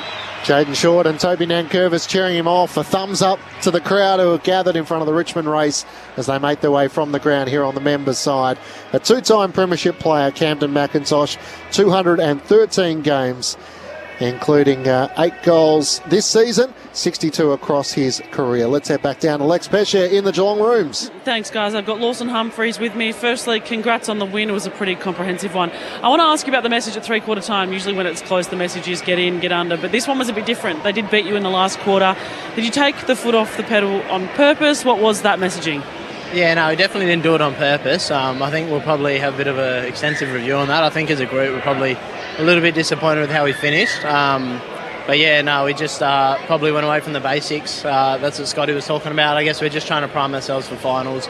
And probably not the best prep, I guess, with the second half that we played. But still important to get the 4 points. I'm really happy to just, I guess, play at the G, which is important, obviously. First final will be there now for us. So good to get that experience again. But yeah, probably a bit to work on. You lock up second spot on the ladder. You did, though, for most of the game, hold on to your own brand. With a game like this where it's a bit uneven to start, how hard is it and how important is it to make sure you do stick to the Geelong brand? Yeah, 100%. Well, I think we've had a kind of... our run home, we probably haven't played as many of the guys that are going to play in the top 8, and that's been really important for us to just make sure that we play our way and really get that, I guess, flying for finals, because obviously against the best teams it's going to be even harder to play our brand, and I think the last couple of months has really just been about us dialing into that. And the last month I guess we've just been keep trying to work on our game, and for the first half we're really good, and we're really on top of it, and that was really good. And then just the second half we'll clean a few things up, and we'll be ready to go. Is that a concern that you might not be battle tested now heading into the finals? I guess you probably hear a little bit about that, but I think the main thing for us is that we've just been playing our way, and I guess time will tell with how that goes. But I don't think so. I think we've got a really experienced group. Obviously, a lot of players have been to finals and played deep in finals, so I think we'll be fine. We're a really experienced group, and I'm sure we'll be ready to go. Chad Wingard and Mick Malthouse is all yours. Lawson, Chatty here, brother. Well played. Congrats on the win. Obviously, amazing first half. I just want to talk about Tom Stewart and how you guys set the ground up in terms of trying to get a fair majority of the night. But how, I suppose, comfortable do you feel when you can have that set up, when you can get a +1 behind the ball? Yeah, it's huge, and probably credit to the mids, because often they end up having one down in there, and they fight and toil really hard, and really important for us, I guess, to halve the battle in there, because that's obviously going to bring Stewie or whoever our spare is behind. But yeah, it's definitely important to the way we play. We're all about stability as a group, and I think the best teams are always really good defensively, so having that spare for us allows us to be really solid defensively, and something that's going to be really important for us coming into finals. And probably the last 6 weeks, like you've mentioned, haven't played the teams that are going to be in the finals, but how have you guys specifically reviewed on Monday? Are you reviewing how you're playing rather than, or is it structure? What's something that you're trying to hang your hat on in terms of coming in each week, obviously the last 4 weeks when you're playing against teams that aren't going to be in the finals? Yeah, I think it's definitely about the method, how we're winning those games. We're definitely going into the reviews every week and looking at our game, and I think we've done that all year. We've just kind of looked at our game, regardless of who we're playing and if we win or lose. We're really just trying to hone in on our game and playing our brand of footy. And yeah, I think the last couple of months, obviously, it's just been about really understanding that for ourselves and playing that to the best of our abilities. And I think come finals, we're going to be really well prepped to be able to do that. Lawson, just on that to follow up, when you do get that spare, you look a different side. When sides don't give you that, and I've watched a few of your games, particularly at Geelong when you haven't had that spare, and it has put enormous pressure on your back line because then it's one-on-one. Are there particular sides that automatically go 6-on-6 that then put that pressure for you guys then to work it out? Do you see if you get a man behind the ball from your forward line, or do you just sort of accept the fact that you have to fight it out on a 6-by-6 basis? Yeah, well, I think that's the nature of the comp. All the clubs are really good with their analysis, and I think a lot of clubs do put a lot of work into us to try and not allow us to get a spare. And I think that's just during the week, it's us backs trying to really work on our craft and being really solid defensively, and that allows us, I guess, to trust each other. And I guess it definitely does change our dynamic with how we move and how we defend with that without our spare. But I think we've had a fair few games now where we've played good sides that have tried to level that, and we've been able to navigate that pretty well and still get wins. So we're pretty comfortable either way. I feel like we can beat anybody on our day, and it's going to be really exciting comes finals because playing the best teams in the big games is going to be good fun. Now, Chatty tells you you're a very, very honest person, so I just want an honest answer. First week of the finals, who would you prefer? Brisbane, Collingwood or Hawthorn? Tough one. All obviously going to be tough games. I'm going to say Brizzy just because they beat us last year in the prelim. Would love to get them, try and get them back. So I'll say Brisbane. Right. Very good. Great answer. That's giving us something to talk about up here. Lawson, I've got another one for you. You know how you guys are getting a lot of intercept marks. I was super impressed by your ability to spread as a group. Is that something is there something you say to spark that? Is it spread, bang? Because I feel like you guys are just so quick at getting outside the contest so quickly. Yeah, no, I'm not sure if there's really anything we kickstart. I guess when you play a GMHBA, which is so skinny, I think we all just get a bit excited when we get to play on a wide ground. We just work hard to the outside. So, I guess, players like me, I'm probably more of an outside player. So whenever I see, Jack Henry or Connor O'Sullivan coming across to take a mark, I feel pretty comfortable that I'll get moving and try and get the ball on the outside. And I think that's just, the space that the G gives you, such a wide ground compared to GMHBA. So, I don't really think it's necessarily something we focus on, but it just kind of works that way, I guess, when we play here. So what do the next 2 weeks look like for you now, Lawson? Are you the type of person that you're happy with the week off, or you've got such good momentum at the moment, winning 6 straight? What's it like for you to just make sure that you're keeping in touch with footy as you head towards that final after the week off? Yeah, it's definitely a weird one. I'm probably lucky that I got to experience it last year. I'll probably just try and stay away from footy a little bit, which would be nice. Obviously, really long season, really intense. The club's really good at getting that balance right, so I'll try and stay away from footy a little bit. Probably try and get off social media and stuff, which is obviously a big one now. And just try and find a bit of a balance because, as much as I love footy, it's a long year, and you want to be primed come those first finals. Want to be playing deep into September, so just kind of mentally getting, I guess, ourselves as a group ready for that. And Lawson, as we let you go, Jeremy Cameron chasing the magical 100, so 17 to go. He put it 4 goals for this afternoon. That game against North Melbourne where he kicked 11-1, he couldn't miss, and just feels like it's just not quite flowing as easily as what it did maybe 4 or 5 weeks ago. Yeah, well, I reckon he kicked 2 goals 5 against Essendon as well, or something ridiculous. So, he'll be probably a bit flat with himself, but he'll tell you as much as anybody. He just, he just wants the team to win, so he's not going to be too fussed about. Obviously, he wants to kick more than he's missing, but he won't be too fussed about, his 100, and he just loves seeing the boys win, and hopefully we'll have 3 more games left, and he can do it on grand final day when we're up by a bit. Now, finally, Mick asked you the hard question in terms of who you'd like to play, but you've got a pretty fit list, right? Really, apart from Toby Conway, everyone's fit and right to go. So who has to break the hard news to those that don't make the playing team for the first final? Is that Scotty will do it individually, or is there someone who has that chat around team selection?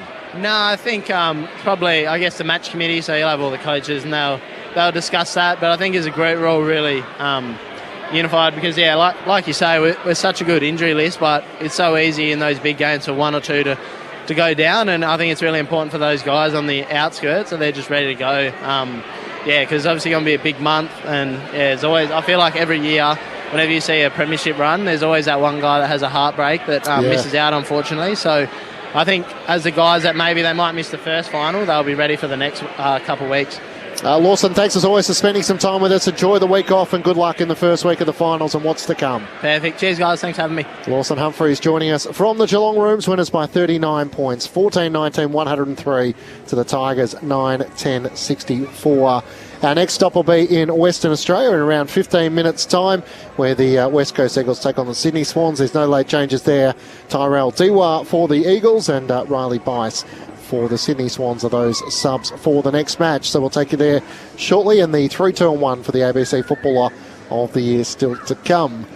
It's always intriguing just to get sort of an insight into the mindset of the playing group, Mick, the players sort of feeling engaged as they head towards finals. Lawson Humphreys has had a pretty handy start to his career. He featured in finals last year.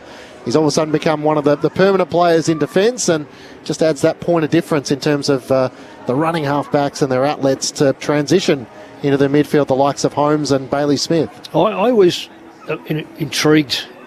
As a coach, you pick a side in October and you put it on your magnetic board. By January, it's changed marginally because not much is happening in that time. Come the first game, it's probably changed. By the end of the year, it's quite remarkable how often new players enter into that side. And I'm not going to talk Geelong here, I'll talk the Dogs, just to show you an example. But Davidson has been part of that side for so long and looked so good. Then he just fell out. He sort of went from a wing to a half forward, didn't adjust so quick and dropped out. Comes back, kicks 2 goals last week. But Crofts comes into the side. 198, I think he is, or thereabouts, and plays pretty well. I don't reckon that he would have been part of January 1 side, March 1 side, July 1 side. And this is what happens in football. If you can get another player to come into your squad and improve it, you improve. So, Geelong at the moment, they've topped up, they've had their full list all the way through. I'm not sure that they can get better. They can just get their best group together.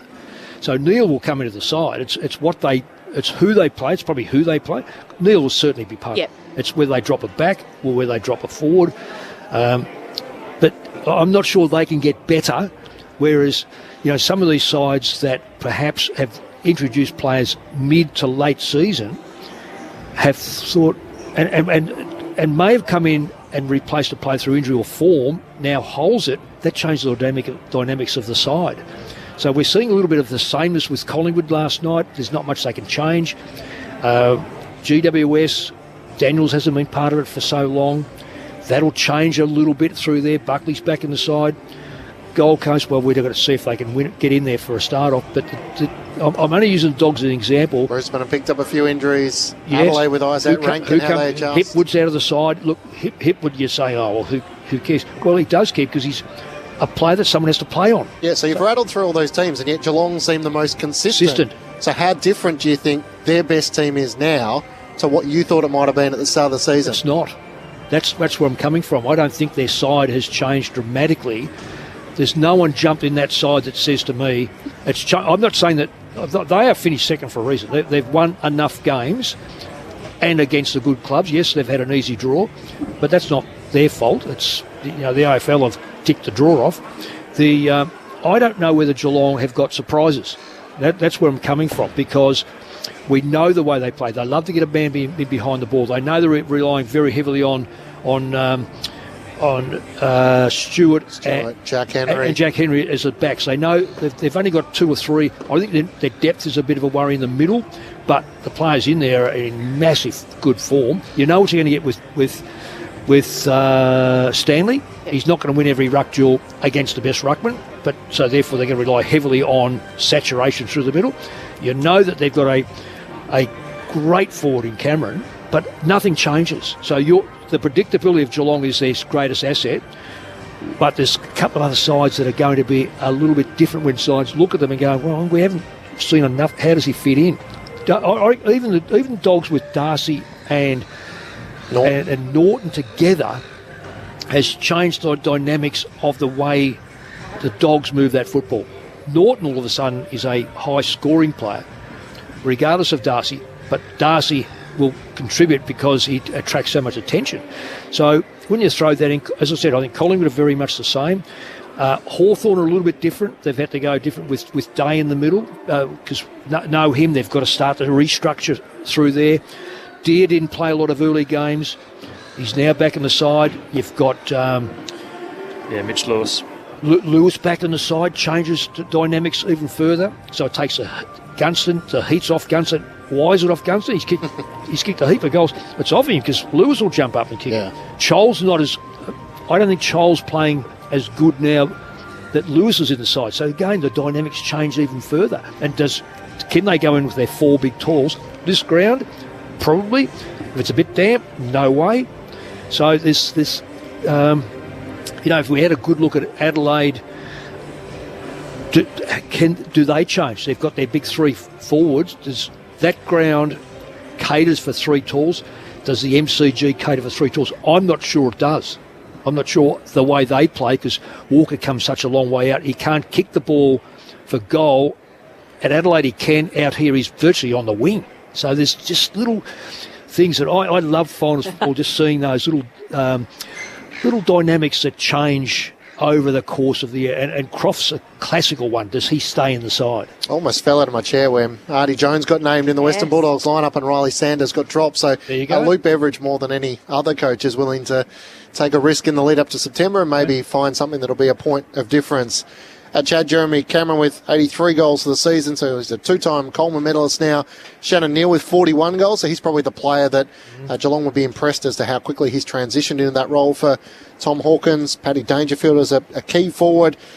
Finishes the home and away season with 27 goals, and Stengel with 29 as well for the Cats. So probably their one area of the ground they might be worried about is just their midfield when they play the better sides like Adelaide and Brisbane and Hawthorn.